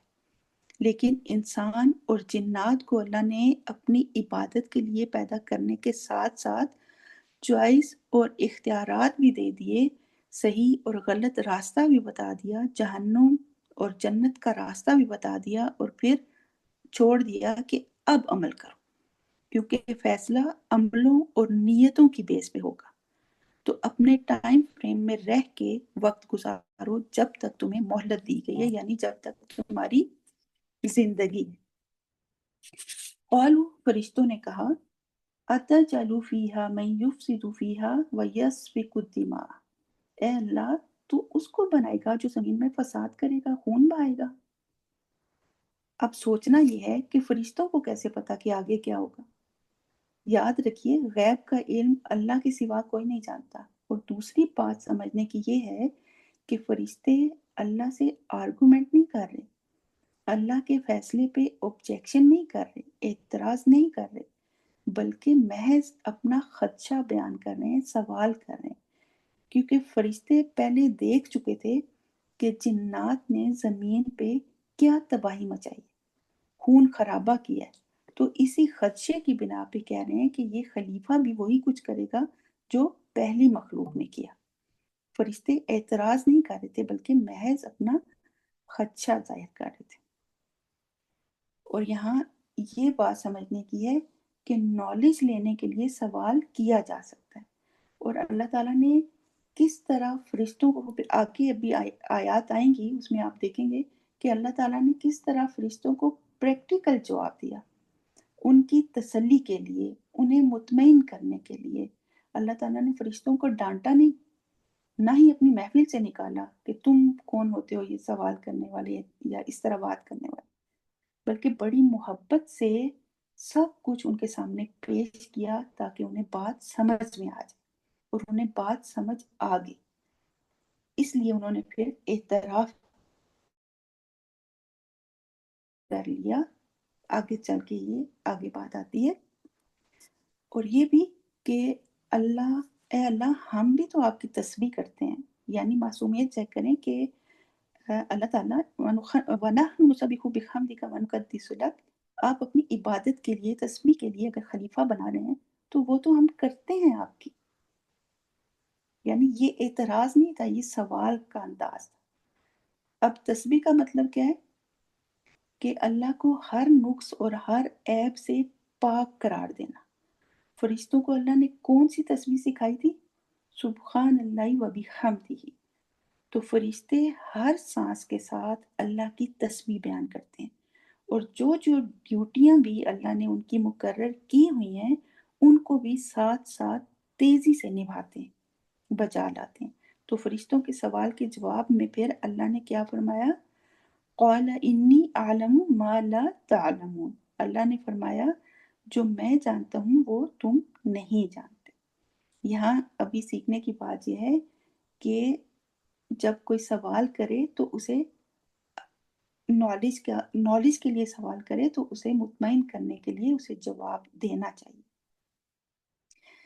جیسے ہمارے بچے ہم سے سوال کرتے ہیں تو ہم آگے سے کیا ان کو ڈانٹ کے چپ کروا دیتے ہیں. ایسا نہیں کرنا چاہیے. تو ہم انہیں سٹبن نہ کریں بلکہ ان کے سوال کا جواب دیں، انہیں مطمئن کریں، ان کی کنفیوژن کو دور کریں، ورنہ وہ کہیں اور سے کسی اور سورس سے اپنی تسلی کے لیے سوال پوچھیں گے تو بہت ممکن ہے کہ انہیں وہاں سے درست جواب نہ دیا جائے بلکہ بے راہ روی کی طرف لے جایا جائے. تو بچوں کے سوال کرنے سے چڑھیں نہیں بلکہ دیکھیں اور سمجھیں کہ بچے کے دماغ میں چل کیا رہا ہے، پھر اس کی کنفیوژن کو بڑے پیار سے بڑی حکمت کے ساتھ دور کریں. اس طرح آپ کے بچے کے ساتھ کمیونیکیشن ہوگی. اسے کوئی مسئلہ ہوگا تو وہ سب سے پہلے پھر آپ کے پاس آئے گا. تو پھر اللہ نے کیا فرمایا؟ انی عالم ما لا تعلمون، جو میں جانتا ہوں وہ تم نہیں جانتے. یعنی یہ بات صرف فرشتوں کے لیے نہیں ہے بلکہ ہم سب کے لیے بھی ہے. ہم اللہ کی حکمتوں کو نہیں جان سکتے. اس کی ایک مثال یہ بھی ہے کہ بعض لوگ قرآن کی ایک آیت پڑھ کے سوال شروع کر دیتے ہیں کہ یہ جو اللہ نے حکم دیا ہے اس کے پیچھے حکمت کیا ہے، یعنی یہ بات کہنے کا مقصد کیا ہے اللہ کا. تو یاد رکھیے ایمان والا جو ہوتا ہے اس کا رویہ ایسا نہیں ہوتا بلکہ اس کا رویہ یہ ہوتا ہے کہ میرے اللہ، میں تجھے اپنا خالق، مالک، مدبر سب کچھ مانتا ہوں. مجھے فرق نہیں پڑتا تیرے کس فیصلے کے پیچھے کیا حکمت ہے. میں نے تیرا حکم سنا اور مان لیا، سمعنا واطعنا. جب انسان اللہ کے کلام کے سامنے خود کو نہیں جھکاتا اور اپنی عقل کے گھوڑے دوڑاتا ہے تو پھر وہ گمراہی کی طرف جاتا ہے. تو ہم نے پیچھے کیا پڑھا تھا؟ متقی بننے کی ایک شرط کیا تھی؟ غیب پہ ایمان لانا، اللہ کے ہر حکم پر سر تسلیم خم کر دینا. یعنی اللہ نے ہماری کامیابی کے لیے جو کچھ ضروری سمجھا وہ سب کا سب قرآن و حدیث کے ذریعے ہم تک پہنچا دیا. اب اضافی چیزوں میں گھسنا ہمیں گمراہی کی طرف ہی لے کر جائے گا. تو اس آیت میں ہمارے لیے لیسن یہ ہے کہ ہم زمین پر اللہ کے ایمبیسیڈر ہیں. اور خود سے ذرا سوال کریں ہم کہ کوئی ہمیں دیکھ کے یہ کہہ سکتا ہے کہ ہم اللہ کے ایمبیسیڈر ہیں؟ ہمارے نوجوانوں کے حلیے دیکھیں، ہماری بچیوں کے لباس، ہماری نسل کا طرز گفتگو کیا ہے؟ بے حیائی، بے ایمانی، دھوکہ، جھوٹ، رشوت، سود، بدامنی، لوٹ کھسوٹ، چور بازاری. ہمارے تعلیمی ادارے دیکھیے کیا سکھایا جا رہا ہے وہاں. ایمبیسیڈر ایسے نہیں ہوتے. ایمبیسیڈر تو اپنے ملک کو، اپنے مذہب کو، اپنے مالک کو ریپریزینٹ کر رہا. ایمبیسیڈر کو دیکھ کے پتہ چل جاتا ہے کہ یہ فلاں ملک کا ایمبیسیڈر ہے. تو اللہ کے ایمبیسیڈر ہونے کے حوالے سے ہماری کچھ ذمہ داریاں بنتی ہیں. تو ہمیں اپنی ذمہ داریاں نبھانی چاہیے، اپنے آپ کو اس طریقے سے کیری کرنا چاہیے، اپنی ذمہ داری کو سمجھنا چاہیے، اسی طریقے پہ زندگی گزارنی چاہیے جس کی انسٹرکشنز اللہ تعالیٰ نے ہمیں دی ہیں. اور ایسے لوگوں کے بارے میں پھر اللہ تعالیٰ نے فرمایا کہ وہ نہ خوف زدہ ہوں گے اور نہ ہی وہ غمگین ہوں گے. تو ہم خود کو اللہ کا ایمبیسیڈر شو کریں. حضرت عمر رضی اللہ تعالیٰ عنہ نبی صلی اللہ علیہ وسلم سے کہتے تھے کہ ہماری عورتیں جب گھروں سے باہر نکلیں تو میں چاہتا ہوں کہ یہ پردے میں نکلیں تاکہ یہ پہچانی جا سکیں کہ یہ مسلم ہیں. تو یہ حضرت عمر کی اس بات پر اللہ تعالیٰ نے قرآن پاک میں پردے کا حکم نازل کر دی. تو یہ ہماری پہچان ہے، ہمارا لباس ہماری پہچان ہے. تو ہم اپنے آپ کو اس طرح کیری کریں کہ ہم پہچانے جائیں کہ ہم اللہ کے ایمبیسیڈر ہیں. پھر وَعَلَّمَ آدَمَ الْأَسْمَاءَ كُلَّهَا، اور آدم علیہ السلام کو سکھا دیے نام سارے کے سارے. آدم علیہ السلام کی تخلیق کے بعد اللہ تعالیٰ نے انہیں تمام چیزوں کے نام سکھائے، ان کی تعلیم کی، ان کی تربیت کی، انہیں سکھایا، علم دیا.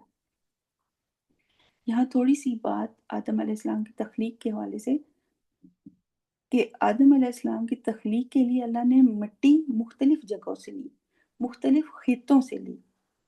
مٹی کی بھی قسمیں ہوتی ہیں نا، کوئی نرم ہوتی ہے، کوئی سخت ہوتی ہے، کوئی چکنی ہوتی ہے۔ تو اسی طرح اولاد آدم میں سے بھی کچھ لوگ مختلف مزاج کے ہیں، کچھ سخت مزاج کے ہوتے ہیں، کچھ نرم مزاج کے ہوتے ہیں، کچھ معتدل مزاج کے ہوتے ہیں، پھر کوئی کالے، کوئی گورے، کوئی درمیانے۔ تو یہ مٹی کا وہ اوریجن مٹی ہے ہماری۔ پھر آدم علیہ السلام کی پیدائش جو ہے وہ جمعے والے دن ہوئی۔ اللہ تعالیٰ نے جمعے والے دن آدم علیہ السلام کو پیدا کیا، اسی دن وہ جنت میں داخل کیے گئے اور اسی دن وہ جنت سے نکالے گئے۔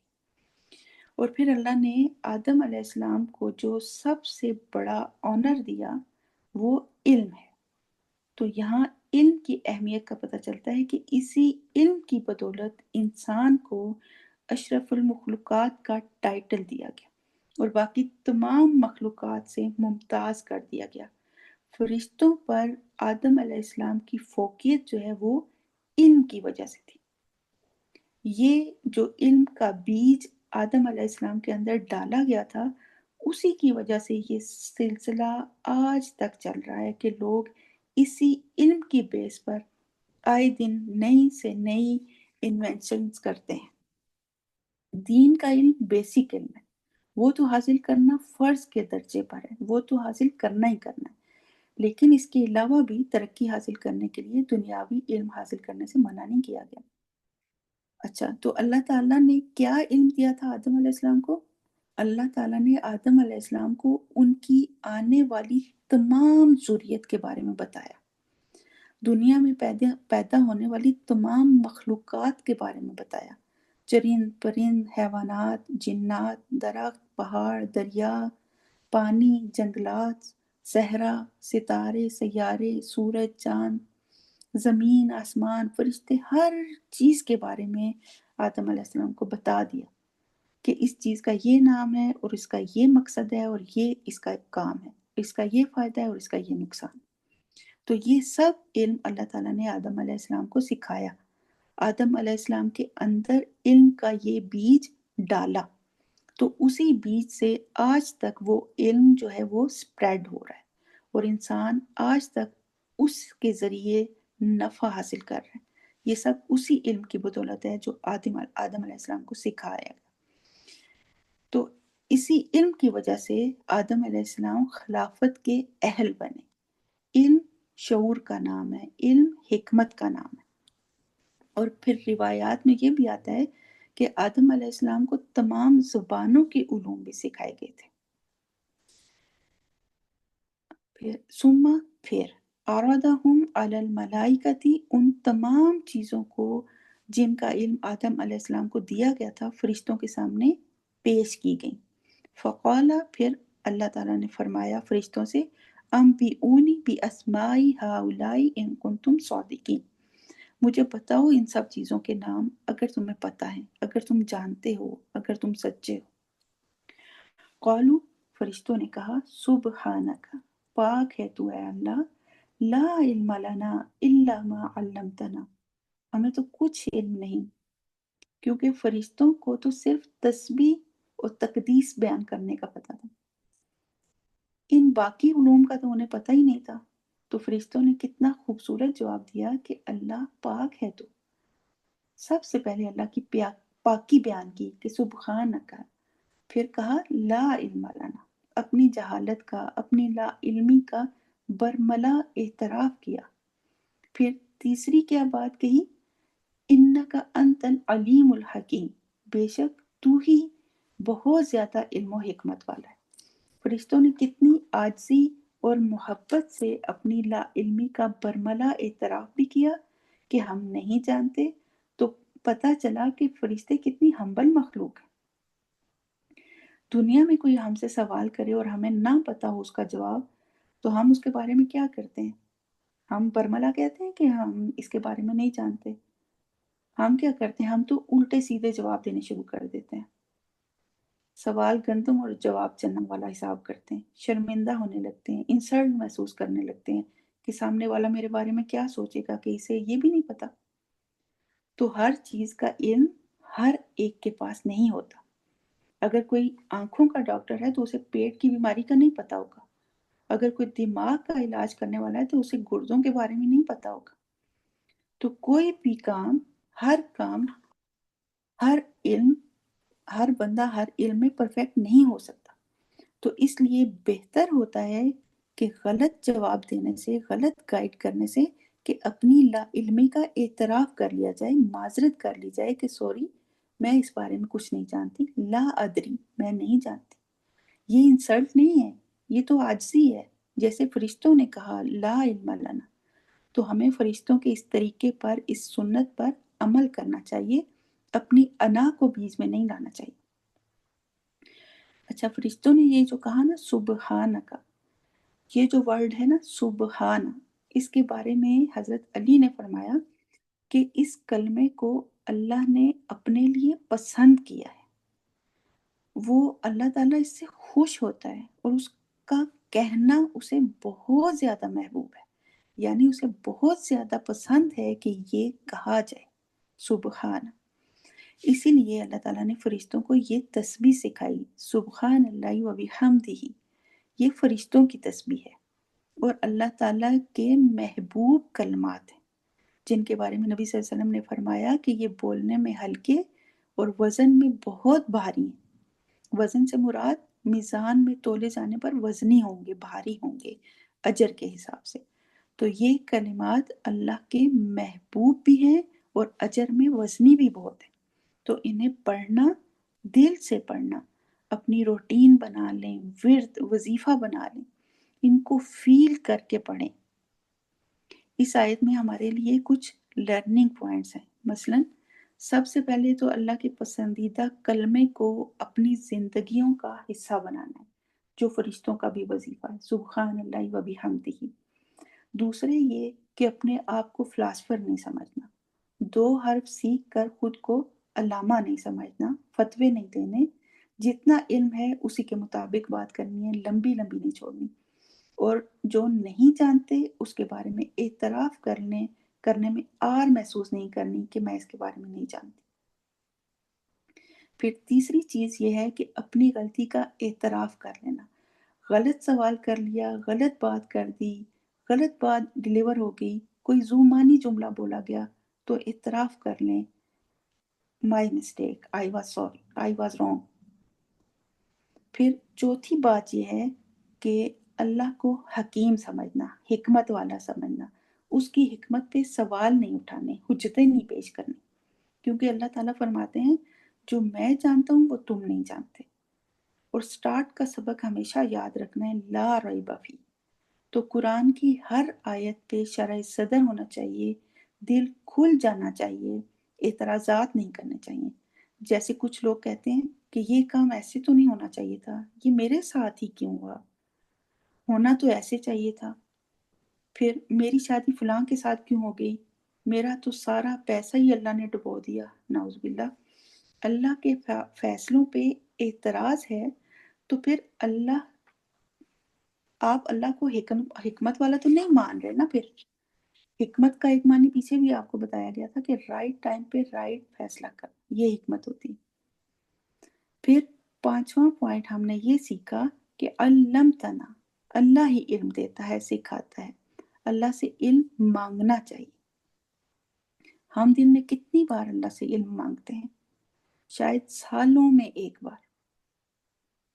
تو ہمیں اللہ ہی سے دعا کرنی چاہیے کہ اللہ تو ہمیں علم نافع عطا فرما دے، ہمیں نفع مند علم سکھا دے، اور دن میں کئی بار یہ دعا طلب کے ساتھ مانگنی چاہیے۔ نبی صلی اللہ علیہ وسلم بھی یہ دعا مانگتے تھے، رب زدنی علما۔ اور پھر اللہم انی اسألک علما نافعا۔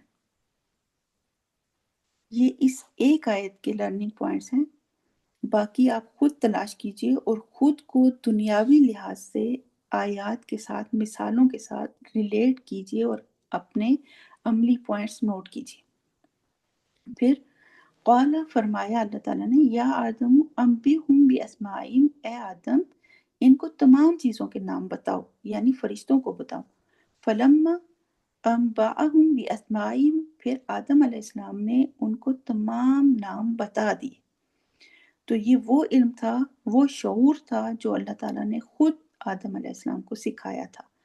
الرحمن علم القرآن خلق الانسان علمہ البیان، اللہ تعالیٰ نے انسان کو بولنا سکھایا۔ تو یہ سارا علم جو اللہ تعالیٰ نے آدم علیہ السلام کو سکھایا، اسی علم کی فضیلت کے وجہ سے آدم علیہ السلام کو فرشتوں پر فوقیت حاصل ہوئی اور وہ خلافت کے اہل ہوئے، اور تمام اولاد آدم، تمام نسل انسانی کو باقی تمام مخلوقات پر فوقیت حاصل ہوئی صرف اس علم کی وجہ سے، اور اسی علم کی وجہ سے اشرف المخلوقات کا ٹائٹل بھی دیا گیا۔ تو علم کتنی بڑی نعمت ہے اور سعادت ہے کہ انسان کو معتبر بنا دیتی ہے۔ تو علم کی قدر کریں، اسے خود بھی سیکھیں اور دوسروں کو بھی سکھائیں، دونوں علوم، دین کا بھی اور دنیا کا بھی نفع مند ہے۔ آگے قال، اللہ تعالیٰ نے فرمایا، علم اقل لکم انی عالم غیب السماوات والارض، میں نے نہیں کہا تھا کہ میں جانتا ہوں غیب آسمانوں کے بھی اور زمین کے بھی، یعنی اللہ ہی کو ہر چیز کا علم ہے، ماضی، حال، مستقبل، سب کا علم اللہ ہی کو ہے۔ وَعَالَمُ مَا تُبْدُونَ وَمَا كُنْتُمْ تَكْتُمُونَ، اور میں جانتا ہوں جو کچھ تم ظاہر کرتے ہو اور جو تم چھپاتے ہو۔ فرشتوں نے کیا ظاہر کیا اور کیا چھپایا تھا؟ ظاہر تو وہ کیا جو ابھی ہم نے آیت 30 میں پڑھا، جو خدشہ فرشتوں نے ظاہر کیا کہ خلیفہ زمین پہ فساد اور خون ریزی کرے گا۔ اور چھپایا کیا؟ فرشتوں نے آپس میں بات کی تھی ایک دوسرے کے ساتھ کہ یہ جو خلیفہ بنایا جا رہا ہے یہ ہم سے زیادہ علم والا نہیں ہو سکتا، ہم تو اس سے پہلے کے ہیں، تو ہم تو اس سے زیادہ جاننے والے ہیں۔ اور پھر انہی کے اندر ابلیس بھی تھا جو اپنے اندر تکبر اور حسد چھپائے ہوئے تھا، جس کو صرف اللہ تعالیٰ ہی جانتا تھا۔ اور یہ تکتمون جو ہے نا، یہ بہت ڈرا دینے والا ورڈ ہے کہ ہمارے دلوں میں اور دماغوں میں جو کچھ چل رہا ہوتا ہے نا دوسروں کے بارے میں، وہ سب اللہ کو پتہ ہوتا ہے۔ اور اگر وہ سب کچھ سب کے سامنے کھول کے رکھ دے اللہ تعالیٰ، تو ہم کیا کر سکتے ہیں؟ ہم تو اللہ تعالیٰ کے بارے میں بھی بدگمانی کرنے سے نہیں ہچکچاتے، ہم تو اللہ کے بارے میں، قرآن کے بارے میں، اللہ کے نبیوں کے بارے میں معلوم نہیں کیا کیا کچھ بولتے رہتے ہیں۔ تو یہ سب کچھ اللہ کو پتہ ہوتا ہے کہ یہ بندہ کیا کر رہا ہے۔ اچھا، یہ بولنے کی بات ہے نا، جس کے لیے اللہ کے حاضر باش فرشتے بھی موجود ہیں ایک ایک لفظ کو نوٹ کرنے کے لیے۔ ایک لفظ بھی جو ہمارے منہ سے نکلتا ہے وہ بھی فرشتے نوٹ کر لیتے ہیں کہ اس نے یہ بولا تھا، لکھ لیتے ہیں اسے۔ تو یہ ساری منہ سے بولنے کی بات ہو رہی ہے، لیکن یہ تکتمون جو ہے نا، یہ ایکس رے مشین ہے، یہ الٹرا ساؤنڈ ہے، یہ الٹرا ساؤنڈ مشین ہے، یہ مائکروسکوپ مشین ہے۔ یہ انسان کے اندر کا چٹا بھٹا سب کھول کے رکھ دیتا ہے۔ یعنی جو کچھ انسان کی سوچ میں ہوتا ہے یا دل میں خیال آ رہا ہوتا ہے، دل میں جو گندگی بھری ہوتی ہے، وہ سب اللہ تعالیٰ کو اپنے علم کامل کے ذریعے پتہ ہوتا ہے۔ اسے اپنے فرشتوں سے بھی پوچھنے کی ضرورت نہیں ہوتی۔ ہمارا حال یہ ہوتا ہے کہ مثلاً کوئی مہمان آ گئے تو ہم بڑے اتفاق سے انہیں ملیں گے، لیکن دل و دماغ میں کیا چل رہا ہے؟ یہ عذاب پھر نازل ہو گیا، اب ان کی خدمتیں کرو، کھانا کھائے بغیر تو جائیں گے نہیں، یہ اوف، اب ان کے لیے کھانا بھی بنانا پڑے گا۔ اب مہمان تو نہیں جان سکتے کہ اب ہمارے اندر کیا چل رہا ہے، لیکن اللہ جانتا ہے جو تم چھپاتے ہو، تکتمون۔ پھر اگر کسی بچے کا کسی اچھی جگہ رشتہ ہو جاتا ہے نا، تو اس کے سامنے تو خوشی کا ایسا اظہار کرنا جیسے یہی سب سے زیادہ مخلص ہیں ہمارے، لیکن دل میں جلن اور حسد ایسا کہ خدا کی پناہ، اور بدخواہی اس قدر کہ اللہ کرے یہ رشتہ چلے ہی نہ، ختم ہی ہو جائے، ٹوٹ ہی جائے۔ ایسی درجنوں مثالیں ہمارے معاشرے میں بھری ہوئی۔ اور اگر یہ ہمارے دلوں کی کیفیات کو اللہ دوسروں کے سامنے عیاں کر دے تو ہماری کیا عزت رہے گی؟ اور کیا اس طرح کوئی بھی تعلق یا کوئی بھی رشتہ نبھایا جا سکتا ہے؟ گھروں میں، معاشرے میں، دلوں میں، رشتوں میں سکون، امن، خوشی، محبت قائم رہ سکتی ہے؟ کبھی نہیں، نیور ایور۔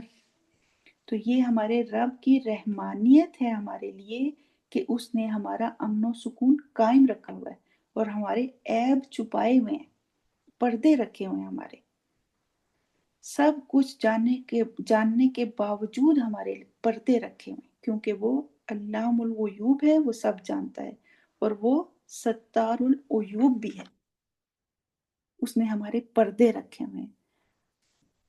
اللہ سے دعا ہے کہ اللہ اپنی صفت رحمانیت کے صدقے دنیا میں بھی اور آخرت میں بھی ہمارے عیب چھپا لے، ہمارے پردے وہاں بھی رکھے اور ہمیں دنیا اور آخرت کی رسوائیوں سے بچا لے۔ اللہ ہم سب کو، ہمارے والدین کو، ہماری اولادوں کو، ہمارے اساتذہ کو اپنی رحمت خاص کے حصار میں رکھے۔ آخر میں ایک اہم بات وہ یہ کہ آج دل سے فیل کر کے خاموشی میں، تنہائی میں اس ورڈ کو پڑھ کے محسوس کیجئے کہ یہ کہنا اللہ کو کس قدر محبوب ہے۔ سبحان اللہ، سبحان اللہ، سبحان اللہ۔ آپ کو پتہ ہے ایک بار سبحان اللہ کہنے سے آپ کے لیے جنت میں ایک درخت لگا دیا جاتا ہے، تو پھر تو ہمیں اپنے لیے ایک پورا باغ تیار کر لینا چاہیے اس لفظ کو کثرت سے پڑھ کر، اور یہ سوچ کر کہ یہ الفاظ میرے رب کو محبوب ہیں، اس لیے یہ تو میرا ورد اور وظیفہ ہونا چاہیے۔ پھر سبحان اللہ و بحمدہ، اللہ ہمیں اپنے نیک بندوں میں شامل کر لے اور باعمل مومن بنا دے۔ اللہ آپ سب کا حامی و ناصر۔ السلام علیکم ورحمۃ اللہ وبرکاتہ۔ وعلیکم السلام ورحمۃ اللہ وبرکاتہ۔ جزاک اللہ خیرن کثیرہ۔ آپ نے آیات کے پردوں کو جس طرح سے ہمارے سامنے ہٹایا ہے وہ یقیناً ہم سب کے لیے ایک فکری دستک ہے۔ اللہ تعالیٰ آپ کے علم میں، آپ کی بصیرت میں اور آپ کے اس اخلاص میں بے پناہ برکت عطا فرمائے جو آپ کی آواز سے اور آپ کے الفاظ کی تڑپ سے چھلکتا ہے۔ آمین یا رب العالمین۔ اب ہم اس مقام تک پہنچ چکے ہیں جو علم کا حاصل ہے اور جسے تدبر کہتے ہیں۔ ہم نے لفظ سیکھ لیے، ہم نے ترجمہ سیکھ لیا، ہم نے مفہوم کی گہرائی بھی دیکھ لی، لیکن یاد رکھیے اگر قرآن صرف دماغ کی لائبریری میں جمع ہو کر رہ جائے تو یہ علم تو ہو سکتا ہے، نور نہیں بن سکتا۔ تدبر یہ ہے کہ میں یہ نہ سوچوں کہ یہ آیت ابو جہل کے لیے اتری تھی یا یہ کسی فلاں قوم کے لیے اتری تھی، بلکہ میں یہ سوچوں کہ خالق کائنات آج اس آیت کے ذریعے مجھ سے کیا کہہ رہا ہے، میری زندگی کے کس دکھ کا مداوع اس میں چھپا ہے، میرے کس گناہ کی توبہ اس آیت میں پکار رہی ہے۔ اور قرآن کا اصل حق ہی تدبر ہے۔ اللہ سبحانہ و تعالیٰ قرآن مجید میں فرماتے ہیں افلا یتدبرون القرآن ام علی قلوب اقفالها، کیا یہ لوگ قرآن میں تدبر نہیں کرتے یا ان کے دلوں پر تالے لگے ہوئے ہیں؟ اب یہ تالے کس چیز کے تالے ہیں؟ یہ ہماری انا کے تالے ہیں، ہماری دنیاوی مصروفیات کے تالے ہیں، یہ اس گمان کے تالے ہیں کہ ہمیں تو سب پتہ ہے۔ تدبر ان تالوں کی چابی ہے۔ جب ہم کسی آیت پر رک کر یہ سوال کرتے ہیں کہ اے میرے رب اس آیت میں میرے لیے کیا پیغام ہے، تو وہ تالے ٹوٹنے لگتے ہیں۔ آج ہمیں اپنے دلوں کے تالے کھولنے ہیں اور تدبر سے، جو کہ وہ آئینہ ہے جس میں ہمیں اپنی اصل تصویر نظر آتی ہے۔ یہ وہ عمل ہے جو ایک عام انسان کو صاحب بصیرت بنا دیتا ہے۔ جب انسان کسی آیت پر رک کر یہ سوچتا ہے کہ میرا رب مجھ سے مخاطب ہے تو اس وقت عرش اور فرش کے فاصلے مٹ جاتے ہیں۔ صحابہ کرام کے بارے میں آپ سب جانتے ہیں کہ ان کا طریقہ کیا تھا۔ وہ 10 آیتیں سیکھتے اور جب تک ان کو تدبر کر کے اپنی زندگیوں میں امپلیمنٹ نہیں کر لیتے اگلی آیات کی طرف نہیں بڑھتے تھے۔ آج ہمارے پاس موبائل میں پورا قرآن موجود ہے، لائبریریوں میں تفاسیر موجود ہیں، لیکن وہ کیفیت کیوں نہیں ہے؟ کیونکہ ہم کوانٹٹی کے پیچھے بھاگ رہے ہیں، کوالٹی کے نہیں۔ آج ہم دیکھیں تو قرآن پر قرآن ختم کرنے کی ریسیں لگی ہوئی ہیں، اور جبکہ یہ رمضان کا مہینہ قرآن کا مہینہ ہے تو کیا ہم قرآن کو اس کا حق دے کر پڑھ رہے ہیں؟ نہیں۔ آج ہم انشاءاللہ عہد کریں گے کہ قرآن پر غور و فکر کریں گے، اپنے اندر ایک فکر، ایک تڑپ پیدا کریں گے انشاءاللہ۔ تو چلیے اس نشست کی طرف بڑھتے ہیں جس کا آپ سب کو انتظار تھا، کیونکہ اگر دیکھا جائے تو تدبر ایسی چیز ہے جو ہمیں ہماری اصل دکھا دیتی ہے۔ آیات کو دیکھیں تو ابھی ہم جس مقام پر کھڑے ہیں یہ وہ لمحہ ہے جہاں میری اور آپ کی قسمت کا فیصلہ ہوا تھا۔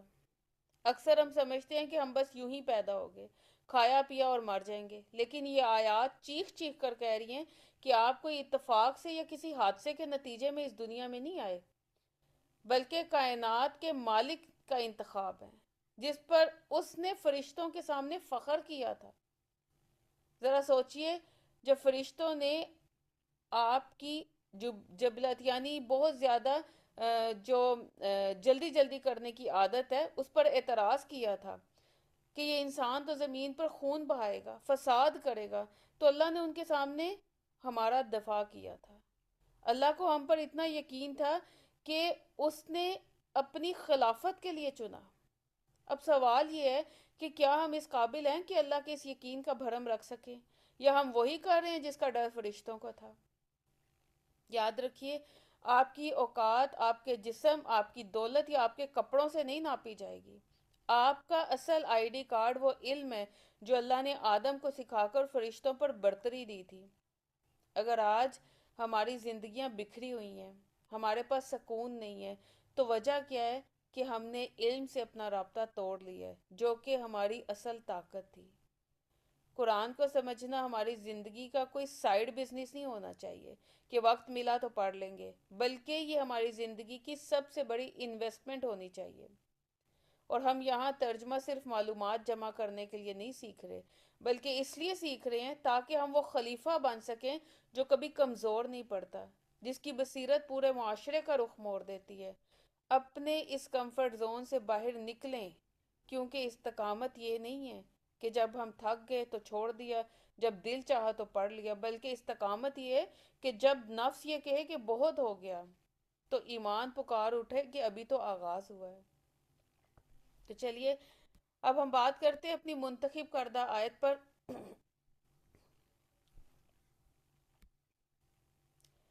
آیت نمبر 31۔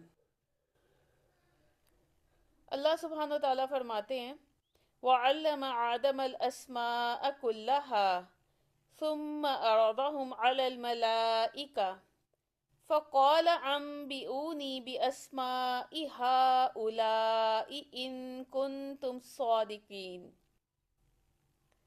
اچھا، ذہن میں یہ سوال آ رہا ہوگا کہ آج کی سیشن کے لیے خاص طور پر یہی آیت کا انتخاب کیوں کیا گیا؟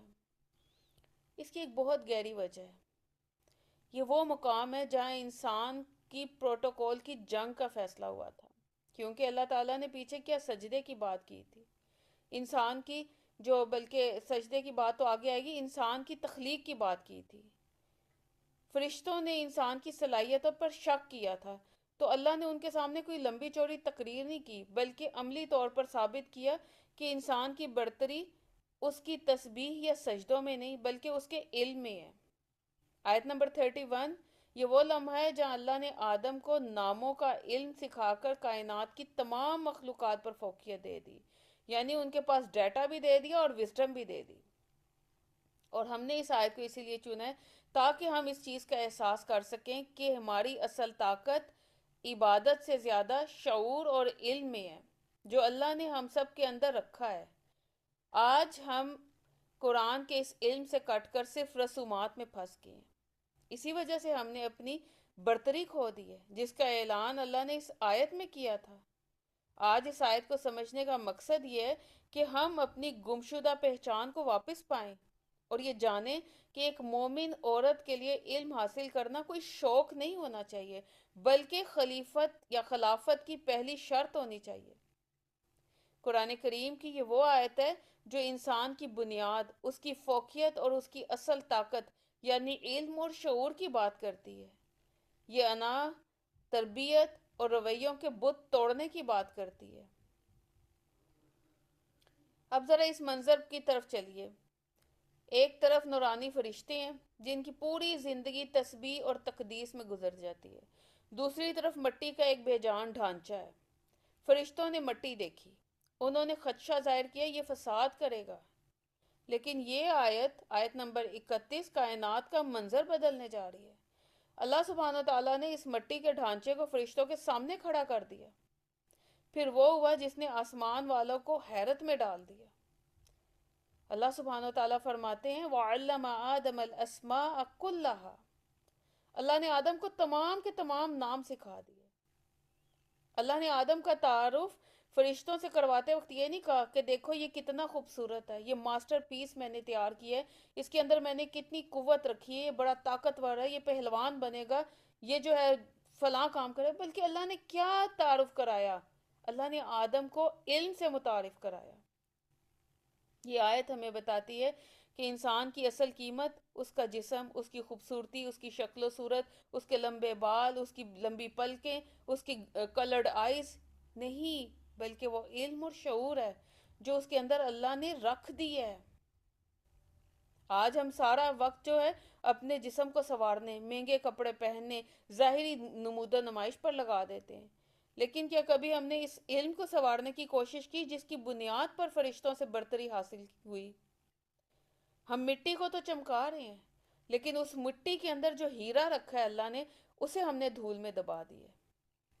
آپ اس کو ایسے سمجھیں جیسے ایک عظیم مصور ایک شاہکار تصویر بناتا ہے، دیکھنے والے کیا دیکھتے ہیں؟ صرف کینوس کی کوالٹی اور رنگوں کی چمک دیکھتے ہیں، وہ کہتے ہیں یہ تو صرف کپڑا ہے اور رنگ ہے، لیکن اچانک وہ تصویر اپنے آپ 3D تصاویر کو آپ دیکھتے ہیں وہ بولنے لگتی ہے، وہ تصویر خود بتانے لگے کہ اسے کیوں بنایا گیا ہے، اس کے رنگوں میں کیا کیا خوبصورتی رکھی ہے، اس کا بنانے والا اس کو پروٹوکول ملتا ہے۔ اب فرشتے جو تھے وہ سمجھ رہے تھے کہ انسان صرف مٹی کا ایک نیا رنگ ہے، لیکن جب آدم نے بولنا شروع کیا، جب انہوں نے کائنات کے وہ حقائق، وہ اسماء بیان کیے جو فرشتوں کے پاس نہیں تھے، تو کائنات پکار اٹھی کہ یہ مٹی نہیں، یہ تو خالق کا شاہکار ہے۔ ذرا اپنے وجود پر نظر ڈالیں، ہم سب مٹی کے بنے ہوئے ہیں، ہم بولتے ہوئے مٹی ہیں، ہماری زبان سے نکلنے والے الفاظ اگر اللہ کی معرفت کے ہیں تو ہم فرشتوں سے بلند ہیں، اور اگر ہماری زبان سے نکلنے والے الفاظ صرف غیبت، چغلی اور دنیا کی باتیں ہیں، گوسپس ہیں، تو ہم واقعی فسادی مخلوق ہیں جس کا فرشتوں کو ڈر تھا۔ اب مفسرین کہتے ہیں کہ اللہ نے آدم کو صرف چیزوں کے نام نہیں بتائے، بلکہ ان کی خصوصیات اور ان کی ایموشنز کا علم بھی دے دیا۔ آدم کو بتایا کہ محبت کیا ہے، درد کیا ہے، تعلق کیا ہے، رب کیا ہے۔ آج ہم دیکھیں تو ہم کیا کرتے ہیں؟ نہ خود سیکھتے ہیں، نہ اپنی اولادوں کو سکھاتے ہیں۔ ہم اپنے بچوں کو اسکولوں کے نیم سکھاتے ہیں، اے فار ایپل، بی فار بال، یہ ہمیں ان کو رٹوا دیتے ہیں، بڑی بڑی ڈگریوں کے لیے انہیں کھپا دیتے ہیں۔ کیا ہم انہیں اسماء الہی سکھا رہے ہیں؟ کیا ہم انہیں یہ سکھا رہے ہیں کہ احسان کا مادہ کیا ہے، تخلیق کا مقصد کیا ہے؟ علم اسماء کا مطلب یہ کہ انسان کائنات کی ہر چیز کے پیچھے چھپی اللہ کی حکمت کو دیکھے۔ آپ پھول دیکھیں تو آپ کو صرف رنگ نظر نہ آئے، بلکہ آپ کی روح پکار اٹھے کہ اے رب تو نے یہ بے مقصد پیدا نہیں کیا، ان رنگوں کے مقصد ہیں۔ یہی ہے شعور کی بیداری۔ آج اس آیت نمبر 31 کے آئینے میں ہم نے اپنے آپ کو خود دیکھنا ہے۔ اللہ نے آدم کو علم سکھایا، نور دیا، وہ جو مٹی سے بنے تھے، جب ان کے پاس قرآن کا علم آیا تو سمجھ لیں انہیں عظیم کر دیا۔ آج مجھے اور آپ کو وہ عظمت آدم واپس پکار رہی ہے۔ آج اپنی مٹی کو دوبارہ زبان دیں، لیکن وہ زبان جو اللہ کا ذکر کرے اور اس کے کلام کے حقائق کو بیان کرے، جو علم سیکھے اور آگے پہنچائے۔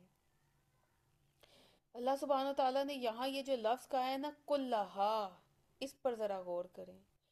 کلہا اپنے اندر معنی کا ایک سمندر چھپائے ہوئے ہے۔ اس کا مطلب یہ ہے کہ اللہ نے انسان کو وہ شعور دیا جو زندگی گزارنے کے لیے ضروری تھا۔ یہ جو اسماء ہے نا، تمام اسماء، علم اسماء، یہ صرف لفظوں کا رٹا نہیں ہے، یہ چیزوں کی نیچر تک پہنچنے کا نام ہے۔ اللہ نے آدم کو سکھایا آگ جلاتی ہے، پانی زندگی دیتا ہے، مٹی عاجزی سکھاتی ہے۔ آج ہماری تعلیم ادھوری ہے، ہم نے نام سیکھے ہیں، حقائق کھو دیے ہیں، اسلام کا نام تو سیکھا، ایمان کی حقیقت نہیں سیکھی۔ رشتوں کے نام تو سیکھے، یہ میری بیٹی ہے، یہ میری بہو ہے، یہ میرا شوہر ہے، یہ میری نند ہے، لیکن ان رشتوں کے اندر چھپے ہوئے حقوق اور احسان کے جو اسماء اللہ نے سکھائے تھے ہم انہیں بھول چکے ہیں۔ آدم کو جب علم دیا تو وہ علم ان کے لیے اعزاز بنا، جبکہ ابلیس کے پاس بھی علم تھا مگر وہ اس کے لیے تکبر بن گیا۔ علم ایک ایسی بارش ہے جو اگر میٹھے پھل کے درخت پر گرے تو مٹھاس برساتی ہے، بڑھا دیتی ہے اس کی مٹھاس کو، لیکن اگر وہ کڑوے درخت پر گرے تو کڑواہٹ بڑھاتی چلی جاتی ہے۔ آج ہم جب تھوڑا سا دین سیکھ لیتے ہیں، دو چار آیات کا ترجمہ پڑھ لیتے ہیں تو ہمارے اندر ایک روحانی تکبر آ جاتا ہے، ہم اپنے سے دوسرے لوگوں کو دیکھ کے حقیر سمجھنے لگتے ہیں، اور ہمارے اندر یہ احساس آتا ہے کہ ہمیں سب پتہ چل گیا، باقی یہ سب لوگ جاہل غافل لوگ ہیں۔ حالانکہ علم تکبر نہیں، عاجزی سکھاتا ہے۔ جس علم نے آپ کے اندر عاجزی پیدا نہیں کی نا، وہ علم آدم نہیں ہے، وہ علم ابلیس ہے۔ آدم کے علم نے انہیں سجدے کے قابل بنایا کیونکہ اس میں رب کی پہچان تھی۔ ابلیس ہی سجدے سے منکر ہو گیا کیونکہ اس میں انا تھی۔ آج ہم نے اپنے بچوں کی تربیت میں کلہا کو شامل کرنا ہے۔ انہیں صرف ٹیکنالوجی، سوشل میڈیا اور اسکول کالج کی کتابیں نہیں رٹوانی، انہیں وہ تمام علوم سکھانے ہیں جو ان کی روح کو سکون دے۔ ہم نے صرف ان کے کیریئر نہیں بنانے، ان کے کریکٹر بنانے ہیں۔ ہم نے انہیں صرف کمائی کے طریقے نہیں بتانے بلکہ خدا ترسی سکھانی ہے۔ جب اللہ نے کلہا کہا نا تو اس کا مطلب تھا کہ دین اور دنیا کو الگ مت کرو۔ آج ہم دیکھیں تو ہم اپنے بچوں کے فیوچر کے لیے ڈاکٹر یا انجینئر کا ٹائٹل تو سوچتے ہیں، لیکن اللہ کے ناموں کی پہچان نہیں کرواتے۔ ہم انہیں ادھورا انسان بنا رہے ہیں۔ ہم وہ مٹی تو تیار کر رہے ہیں جس پر جو بے جان ہے، لیکن ہم اس میں وہ روح نہیں پھونک رہے جو اس میں جان ڈالتی ہے، جس پر فرشتے رشک کر سکیں۔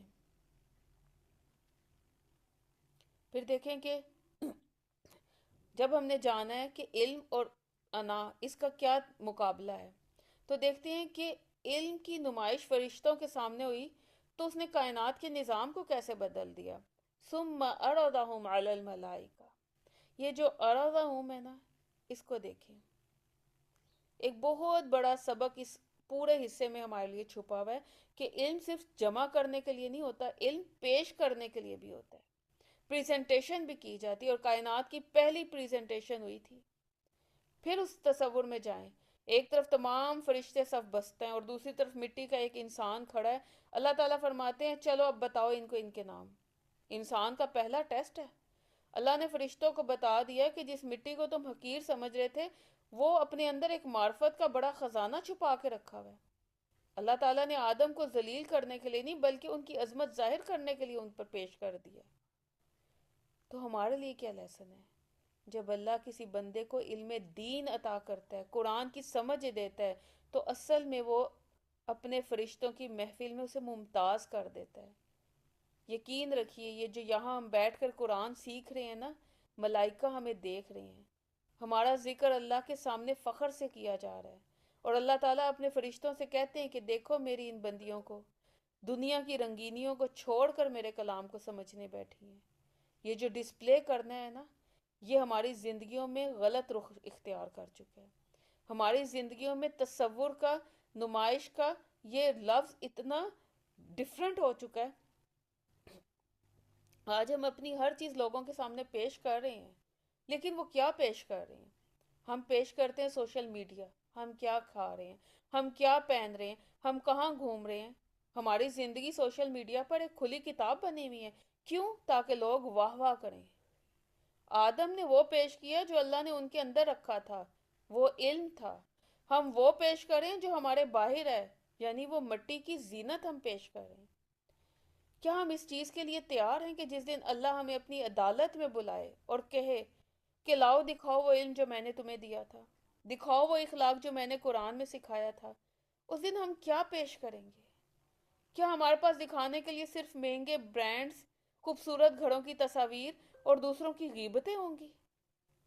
پیشی کا دن آنے والا ہے، اور ہماری تیاری کیا ہے؟ یہ لفظ ارزا ہمیں قیامت کے اس دن کی یاد دلاتا ہے جب ہم سب اللہ کے سامنے ہوں گے۔ آدم تو سرخ روح ہو گئے کیونکہ ان کے پاس وہ علم تھا جو اللہ نے انہیں سکھایا۔ کیا مجھے اور آپ کو نہیں سکھایا؟ کیا میرے اور آپ کے پاس وہ ڈیٹا انسٹال ہو چکا ہے؟ کیا میں نے اسے دوبارہ پڑھنے کی سمجھنے کی کوشش کی؟ آپ اس کو ایسے ہی سمجھے نا کہ جب آپ کے گھر میں مہمان آتے ہیں تو آپ سب سے اچھی چیز ان کے سامنے پیش کرتے ہیں۔ جب اللہ کے سامنے ہمیں پیش ہونا ہے تو ہمارے پاس ہماری سب سے بہترین چیز کیا ہے؟ کیا وہ ہمارا وہ صبر ہے جو ہم نے کسی کی تلخ بات پر کیا؟ کیا وہ ہماری وہ خاموشی ہوگی جو ہم نے غیبت کی محفل میں اختیار کی؟ کیا ہماری وہ تربیت ہوگی جو ہم نے اپنے بچوں کو خلیفۃ اللہ بنانے کے لیے کی؟ اور پھر آیت کے آخری حصے پر چلیے، اللہ تعالیٰ نے فرمایا فَقَالَ أَنْبِئُونِي بِأَسْمَاءِ هَؤُلَاءِ إِن كُنتُمْ صَادِقِينَ۔ پھر ذرا اسی تصور میں چلے جائیں، اللہ تعالیٰ فرشتوں کے سامنے چیلنج کر رہے ہیں،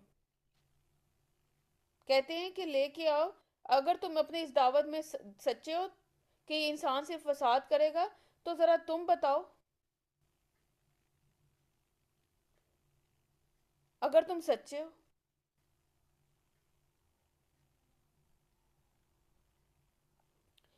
اللہ تعالیٰ نے یہاں صادقین کا لفظ استعمال کیا ہے، یہ ایک بہت گہرا نفسیاتی نقصہ ہے۔ فرشتے اپنی جگہ سچے تھے، وہ جانتے تھے انسان مٹی سے بنا ہے، اس میں غصہ ہوگا، اس میں فساد ہوگا، لیکن وہ پوری حقیقت نہیں جانتے تھے۔ ہم کیا کرتے ہیں؟ ہم اپنے گھروں میں، اپنے رشتوں میں کسی ایک ہی ایک برائی کو دیکھ کر اسے برا قرار دیتے۔ ہم کہتے ہیں فلاں تو ہے ہی ایسی، فلاں تو کبھی سدھر ہی نہیں سکتی۔ اللہ تعالیٰ نے ہمیں سکھایا کہ کسی کے بارے میں حتمی فیصلہ مت کرو، کیونکہ تم کلن یعنی پوری حقیقت کو کبھی نہیں جانتے۔ سچائی صرف وہ نہیں ہوتی جو آنکھ دیکھ رہی ہوتی ہے، سچائی وہ علم ہے جو اللہ نے اس انسان کے اندر چھپا رکھا ہے۔ کیا ہم دوسروں کے اندر چھپی ہوئی خوبیاں تلاش کرنے والے سچے مومن بننا چاہتے ہیں یا صرف نقص نکالنے والے بننا چاہتے ہیں؟ ان کن تم صادقین، اگر تم سچے ہو۔ یہ جملہ انا کا آخری علاج ہے۔ یہ جملہ دراصل ہر اس شخص کے لیے جو اپنی رائے پر اڑ جاتا ہے، بحثوں میں الجھتے وقت کہتے ہیں کہ میں ہی سچی ہوں۔ مثال کے طور پر میاں بیوی کی لڑائی ہو، ساس بہو کی کوئی نوک جھوک ہو، ہر کوئی اپنی جگہ سچے ہونے کا دعویٰ کرتا ہے۔ اللہ تعالیٰ کہتے ہیں اگر تم سچے ہو تو کیا تمہارے پاس وہ علم ہے جو میرے پاس ہے؟ کون سا علم؟ اللہ نے ہمیں کون سا علم دیا ہے؟ زندگی گزارنے کا طریقہ، اور وہ کہاں سے پتہ چل رہا ہے؟ اس قرآن سے پتہ چل رہا ہے۔ جب ہمارے پاس یہ پورا نالج نہیں نہ ہوتا تو ہم صرف لڑائی جھگڑے کا بنتے ہیں۔ یاد رکھیے، جس دن ہم اپنی کم علمی کا اعتراف کر لیں گے نا، ہمارے گھروں سے آدھے جھگڑے خود ہی ختم ہو جائیں گے۔ فرشتوں نے بھی اپنی عاجزی کو عجز کو مان لیا تھا نا، آسمانوں پر امن ہو گیا تھا۔ جب ہم اپنی غلطی مان لیں گے تو ہماری زمین، ہمارے گھر بھی پر امن ہو جائیں گے۔ اب یہ جو سارا منظر ہے، یہ علم ہے، یہ حاضری ہے، یہ پیشی ہے، یہ سب آج ہمیں ایک ہی بات سمجھانے کے لیے آئے ہیں کہ میری اوقات مٹی ہے لیکن میری منزل اللہ سبحانہ وتعالی ہے۔ کل جب ہم اللہ کے سامنے پیش ہوں، اللہ ہم سے پوچھے اے بندی، میں نے تجھے فرشتوں پر فضیلت دی، میں نے تجھے اپنا کلام دیا، تو نے زمین پر کیا پیش کیا؟ ہم کیا جواب دیں گے؟ کیا ہم اپنی انا پیش کریں گے؟ کیا ہم اپنی ناشکری پیش کریں گے؟ کیا وہ ہم سجدہ پیش کریں گے جو ہم نے دنیا کی تمام لذتوں کو چھوڑ کر اپنے رب کے لیے کیا تھا؟ آدم کی جیت اس لیے ہوئی کیونکہ ان کے پاس علم تھا۔ آج میرے اور آپ کے پاس بھی اسی لمحے قرآن کا علم آ رہا ہے۔ یہ علم آپ کو فرشتوں سے بلند کر سکتا ہے، شرط یہ ہے غور کریں، تدبر کریں، عمل کریں، اپنے لیے جئیں، اس علم میں اپنے لیے خود جینے کی راہیں تلاش کریں۔ آج کا یہ سیشن ہمیں اس سچائی کی طرف بلا رہا ہے کہ اللہ کا یہ چیلنج آج ہم سب کے لیے ہے۔ اگر تم سچی مومنہ ہونے کا دعویٰ کرتی ہو تو کیا تمہیں میرے کلام کی حقائق کا علم ہے؟ کیونکہ بغیر علم کے سچائی کا دعویٰ کرنا بے وقوفی اور نادانی ہے۔ اگر ہمیں قرآن کے معنی نہیں آتے، ہم کیسے دعویٰ کر سکتے ہیں کہ ہم صراط مستقیم پر ہیں؟ آج ہم نے مٹی کے ڈھانچے سے لے کر فرشتوں کے سامنے پیشی تک کا سفر طے کیا۔ کچھ سوالات اپنے لیے لے کے جائیں گے۔ کیا میں اپنی مٹی کی اوقات یعنی عاجزی کو یاد رکھتی ہوں؟ کیا میں وہ علم اسما حاصل کرنے کی کوشش کر رہی ہوں جس پر اللہ نے فرشتوں کے سامنے فخر کیا؟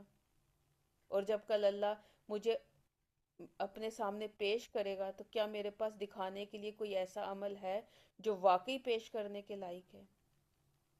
آئیے آج عہد کرتے ہیں کہ ہم زمین پر فساد پھیلانے والی مٹی نہیں بنیں گے، بلکہ اللہ کی وہ خلیفہ بنیں گے جس کی زبان سے نکلے تو صرف خیر نکلے، جس کا عمل اللہ کی معرفت کا گواہ ہو۔ اللہ تعالیٰ سے یہی دعا ہے کہ اللہ ہمیں ان بندوں میں شامل فرما جس کا ذکر تو فرشتوں میں فخر سے کرتا ہے۔ ہماری انا کو ختم کر دے، ہمارے علم میں برکت دے، اور ہمیں اس وقت تک موت نہ دینا جب تک تو ہم سے راضی نہ ہو جا۔ ہم مٹی کے ڈھیر ہیں اور تو علیم ہے، الحکیم ہے۔ اے ہمارے رب، ہمیں اپنی اوقات کی پہچان نصیب فرما، ہمیں وہ سچائی عطا کر جو ہمیں تیرے قریب کر دے، نہ کہ وہ سچائی جو ہمیں تکبر میں مبتلا کر دے۔ یا رب العالمین، ہمیں اور ہماری اولادوں کو وہ علم اسما عطا کر کہ وہ تیرے دین کے سچے وارث بن جائیں۔ جب ہماری واپسی تیری طرف ہو تو ہمیں اس حال میں اٹھانا کہ تو ہم سے راضی ہو اور ہم تجھ سے راضی ہو، اور ایک ہی پکارو، یا ایتھا النفس المطمئنہ ارجعی الی ربک راضیۃ مرضیہ۔ آمین یا رب العالمین۔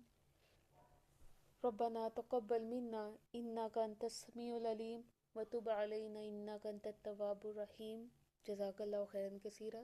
سبحانک اللہم وبحمدک، نشہد ان لا الہ الا انت، نستغفرک نستغفرک نستغفرک ونتوب الیک۔ السلام علیکم ورحمۃ اللہ وبرکاتہ۔